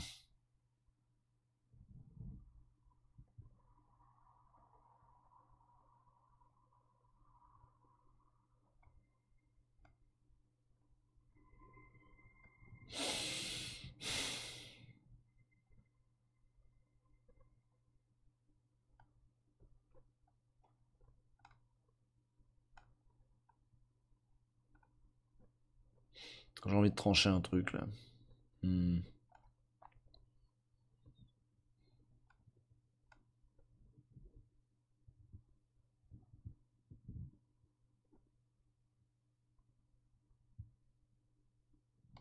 Ouais, je sais pas. Il y en a, je sais pas dans quelle mesure leurs questions sont pas un petit peu malhonnêtes. Touffu mais intéressant, c'est intéressant, j'aimerais bien le DL gratuitement. Putain, c'est aux éditions La Découverte, voilà. Si vous voulez, la suite sur l'université française est assez ouf aussi. Oui, donc bah oui, c'est ça, la suite, c'est parcours universitaire, pérégrination transatlantique. Ce qui est intéressant, c'est que du coup, elle a un objet qui est déjà super complexe, c'est-à-dire si elle-même juste doit l'appréhender, on voit qu'il est difficile de l'appréhender avec les outils traditionnels, les outils raisonnables de la domination, enfin même de la construction du savoir. ordinaire. Mais tu imagines bien qu'au sein de l'université française, elle va avoir du mal à imposer son objet, en fait. Ça, c'est certain. Certains n'ont pas la chance d'avoir grandi en banlieue, comme moi. Oui, j'arrive en cours. Mais c'est souvent le cas en histoire, définir son objet, faire l'historiographie et un peu d'égo-histoire. Ouais, mais là, c'est vraiment toute la première partie du bouquin. Enfin, toute la première partie, c'est tout le premier chapitre, en gros. Tout le premier chapitre. En tout cas, là, vous avez le projet, quoi. On doit le trouver dans des bibliothèques municipales. Oui, peut-être. Au vu des réactions dans le chat, ça m'a l'air intéressant. Pourquoi t'as vu d'un mauvais œil la personne qui s'est intéressée aux stats avancées dans le livre? Bah je sais pas, à ton avis? À ton avis? Pourquoi quand dans un bouquin d'une chercheuse qui cite elle-même quelqu'un qui a vécu dans sa chair et qui a travaillé un sujet pendant des années au point d'en faire un livre, parce qu'elle est elle-même chercheuse, elle cite des chiffres, et toi ton premier réflexe derrière l'écran c'est de dire « Ah bon, t'es sûr ? Je vais vérifier. » Alors qu'on n'a pas les données pour savoir exactement de quelle ville elle parle, ou je sais pas quoi. Alors même que ça devrait même nous interdire de dire en fait je sais pas de quelle ville elle parle, donc je peux pas vraiment faire la recherche, on n'est pas sûr. La personne qui fait ça se satisfait du résultat qu'elle trouve, parce qu'en fait peut-être que cette personne cherchait juste à montrer que les chiffres n'étaient pas bons. Et pourquoi ? Pour dire que l'auteur exagère ? Voilà pourquoi ça m'a un petit peu interrogé.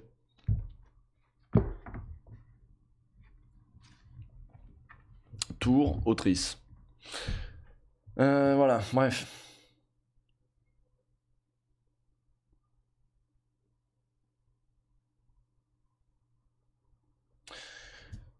C'est l'idée de différence d'espérance de vie en fonction de l'ethnie dans un quartier pauvre qui est importante. Tu m'as donné envie de le lire. Mais j'ai vérifié et j'ai trouvé qu'elle avait raison, je l'ai dit dans le chat, je vois pas le problème. Mais pourquoi ? Moi, non mais... Mais évidemment que tu vois pas le problème, mais bon, je te l'ai dit. Évidemment que tu vois pas le problème vu que c'est toi le problème. C'est Ou alors c'est que tu voulais trouver des sources pour ensuite pouvoir les partager et dire ah oui c'est vrai, ces chiffres m'ont... Tu as pas cherché parce que tu trouvais que c'était exagéré et que tu cherchais qu'elle ait dit là. Enfin bon bref. Bref, je commence à fatiguer. Moi je fume une clope avec vous et je vais vous laisser là. Ah oui, tiens, oui, voilà, excellent. Je vais vous mettre, si vous voulez poursuivre cette réflexion avec en plus la vraie voix de l'autrice, c'est quand même mieux. Voilà. Elle parle du coup d'un truc dont elle parle plus loin dans le bouquin. Je vous conseille, voilà, c'est l'épisode 49 de Kif Taras, qui s'appelle « Et l'on découvrit le racisme made in France ». Elle est dans d'autres épisodes de Kif Taras, elle est dans Pourquoi le mot race est-il tabou ? C'est une figure qui revient souvent dans le podcast de Kif Taras. Maboula Soumaoro, c'est un peu une figure, c'est un peu pas la daronne, mais vu que c'est quand même une grosse tronche, et qu'elle se déballonne pas sur les plateaux et les machins. Merci Nosdus, elle est quand même souvent invitée. Salaud.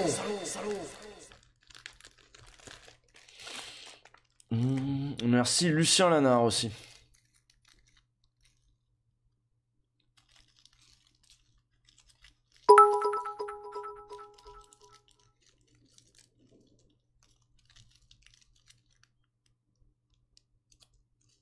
Maboula est Gauthier, ouais, elle est plutôt Gauthier, ouais. Elle a été interviewée justement suite à la sortie de son bouquin, il me semble. Après, vous regardez les interviews, hein, si vous voulez en savoir plus. En général, vous tapez le nom de l'auteur et le nom du bouquin, et parfois il y a des petites vidéos de leur librairie. Regardez, si vous tapez Maboula Soumaoro, le triangle et l'hexagone, voilà. Rien que dans YouTube, vous trouvez un entretien d'une demi-heure. En plus, il est bien, lui. Tiens, voilà. Si vous voulez creuser un petit peu, c'est parfait. Ça, c'est très bien. Et en plus, j'aime bien ce journaliste. Ça devrait pas être du foutage de gueule. En général, il a lu les bouquins dont il parle. Comment il s'appelle ? Raphaël Bourgois, pardon. Voilà, l'entretien avec Raphaël Bourgois, 30 minutes, 33 minutes. Je sais plus, c'est le midi, ça. C'est la grande table des idées de Raphaël Bourgois. J'aime beaucoup ça, en général. Voilà, vous pouvez y aller. Et là, vous avez Mabula Sumaoro qui va dérouler et déballer.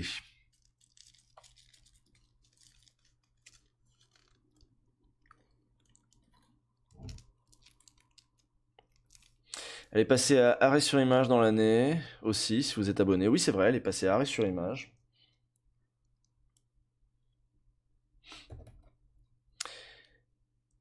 La déformation, je l'ai appelé bourgeois alors que c'est bourgois, quoi. Donc voilà, le bouquin s'appelle Le Triangle et l'Hexagone.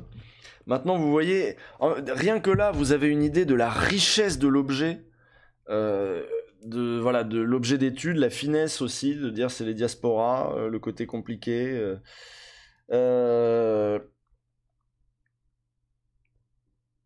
Oui, il faut que je réponde. Et voilà, et toutes ces histoires qu'on connaît pas, qu'on connaît si mal, quoi. Qu'on connaît vraiment si mal, en vrai. Vous connaissiez, vous, l'histoire du Libéria, par exemple? Moi, je me souvenais, j'avais déjà entendu cette histoire, mais je l'ai jamais étudiée. Je connais pas non plus l'histoire des Rastafari jamaïcains, je connais pas la naissance de Nation of Islam, c'est autant d'objets qu'en vrai, je connais pas du tout. Et c'est ça aussi qui est intéressant, c'est qu'on a nos objets légitimes sur lesquels on est sûr d'avoir des connaissances, et puis on a des objets sur lesquels on n'a pas du tout de connaissances, mais on se permet quand même d'ouvrir notre gueule.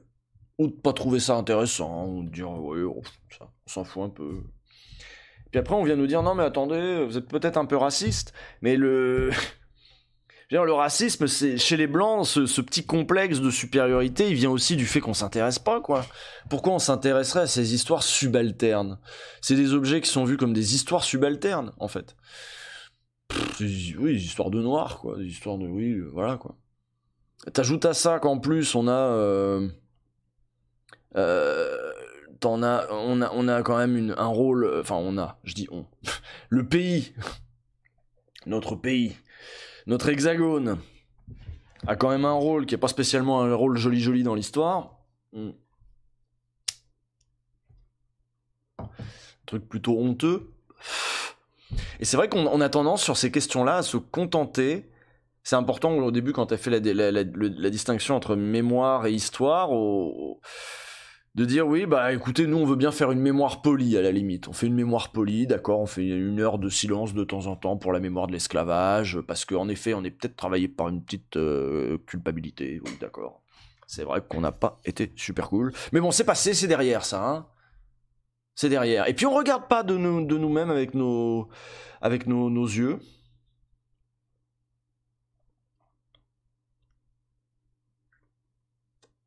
Damso m'a fait m'intéresser au conflit en RDC. Mais moi, la première fois que j'ai entendu parler, évidemment, c'est avec le rap a joué un grand rôle. Tu sais, la première fois que j'ai entendu parler de Sankara, c'était dans du rap, etc. Donc, et encore, bon là, on parle des histoires de l'Afrique, on parle pas des histoires de diaspora. Les histoires de diaspora et d'esclavage, c'est encore plus spécifique, si vous voulez, comme objet. Mais rien que oui, c'est vrai que l'histoire de l'Afrique, moi, je dois avouer, je suis pas non plus un spécialiste. Hein. Ah oui, Sarkozy et son fameux L'Afrique n'est jamais entrée dans l'histoire. Attends, il avait une plume, c'était qui? C'était Guéant qui avait écrit ça? Non, c'était... Qui avait écrit le... C'était qui la plume de Sarkozy à ce moment-là? Guénaud, c'était Guénaud, Henri Guénaud.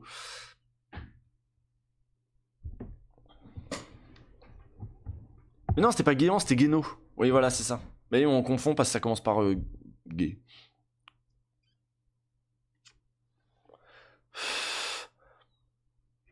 Tu aimes quoi dans l'histoire de France? Mais plein de choses. Ça veut dire quoi la question tu aimes quoi dans l'histoire de France?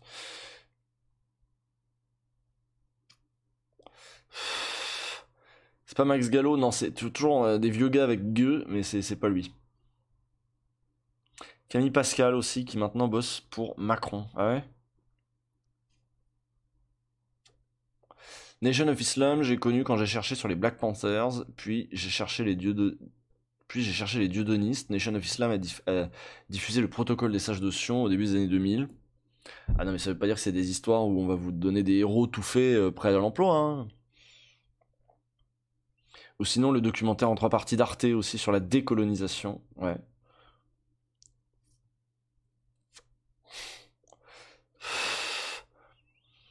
Oui, un des arguments, c'est de dire que l'Afrique n'avait pas eu de grandes nations, voilà, de grands empires, ce qui est totalement faux, évidemment. Ouais, Guéant, c'est les tableaux, ouais, ça n'a rien à voir.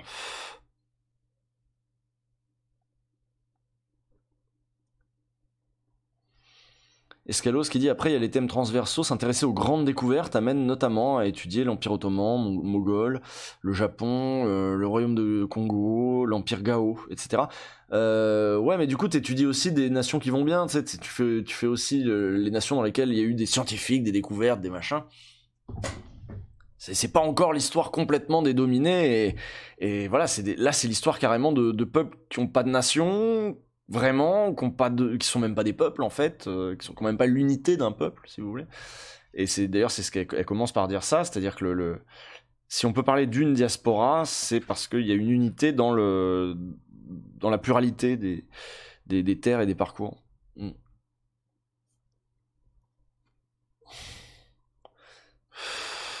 Guéant, c'est celui que Sarko a lâché dans les 632 affaires judiciaires. Oui, oui, c'est celui-là, oui.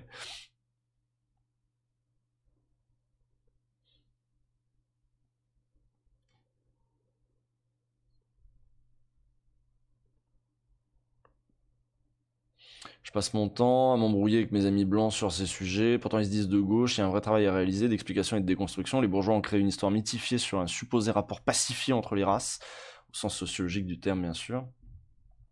Oui non, puis même nous, les gens de gauche et tout, on est là, on regarde, on dit ah oui c'est vrai, merde. C'est vrai que ça c'est... Mais sans toujours écouter. Voilà, sans toujours écouter ou creuser un petit peu ces sujets-là, et moi le premier, hein, c'est parce que dans les espaces dans lesquels on évolue aussi, ces sujets-là sont pas monétisables. C'est-à-dire, j'ai envie de parler comme un bourdieusien aussi, c'est des connaissances démonétisées, desquelles on va pas tirer qui nécessitent de gros investissements et duquel on va pas retirer un grand profit symbolique.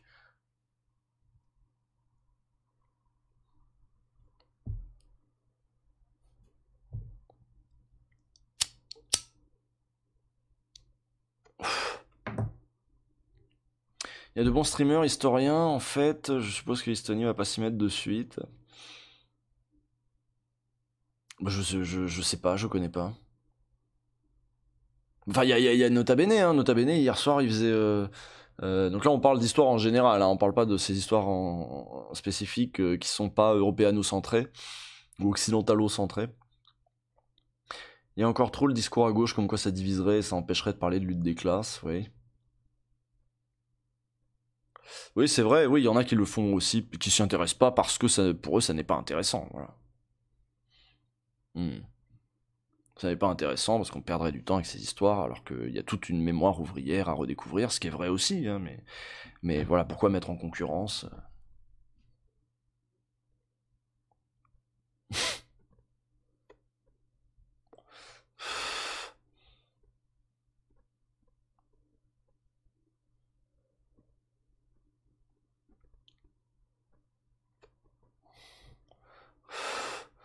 Nota Bene a fait un truc intéressant. Oui, hier, il lisait de la presse, il lisait le petit journal. Vous savez, le vrai petit journal, celui de la fin du 19e, début 20e. Un père noir, une mère blanche, c'est assez perturbant pour la notion de racine. On se représente difficilement son histoire puisqu'elle n'est pas représentée physiquement. Ouais, bah oui, ouais. Alphazi qui s'est perdu, apparemment, considères-tu ton discours comme mondialiste?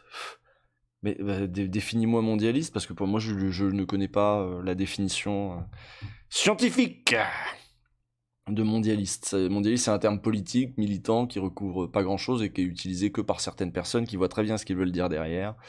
Mais moi, je me reconnais pas trop là-dedans.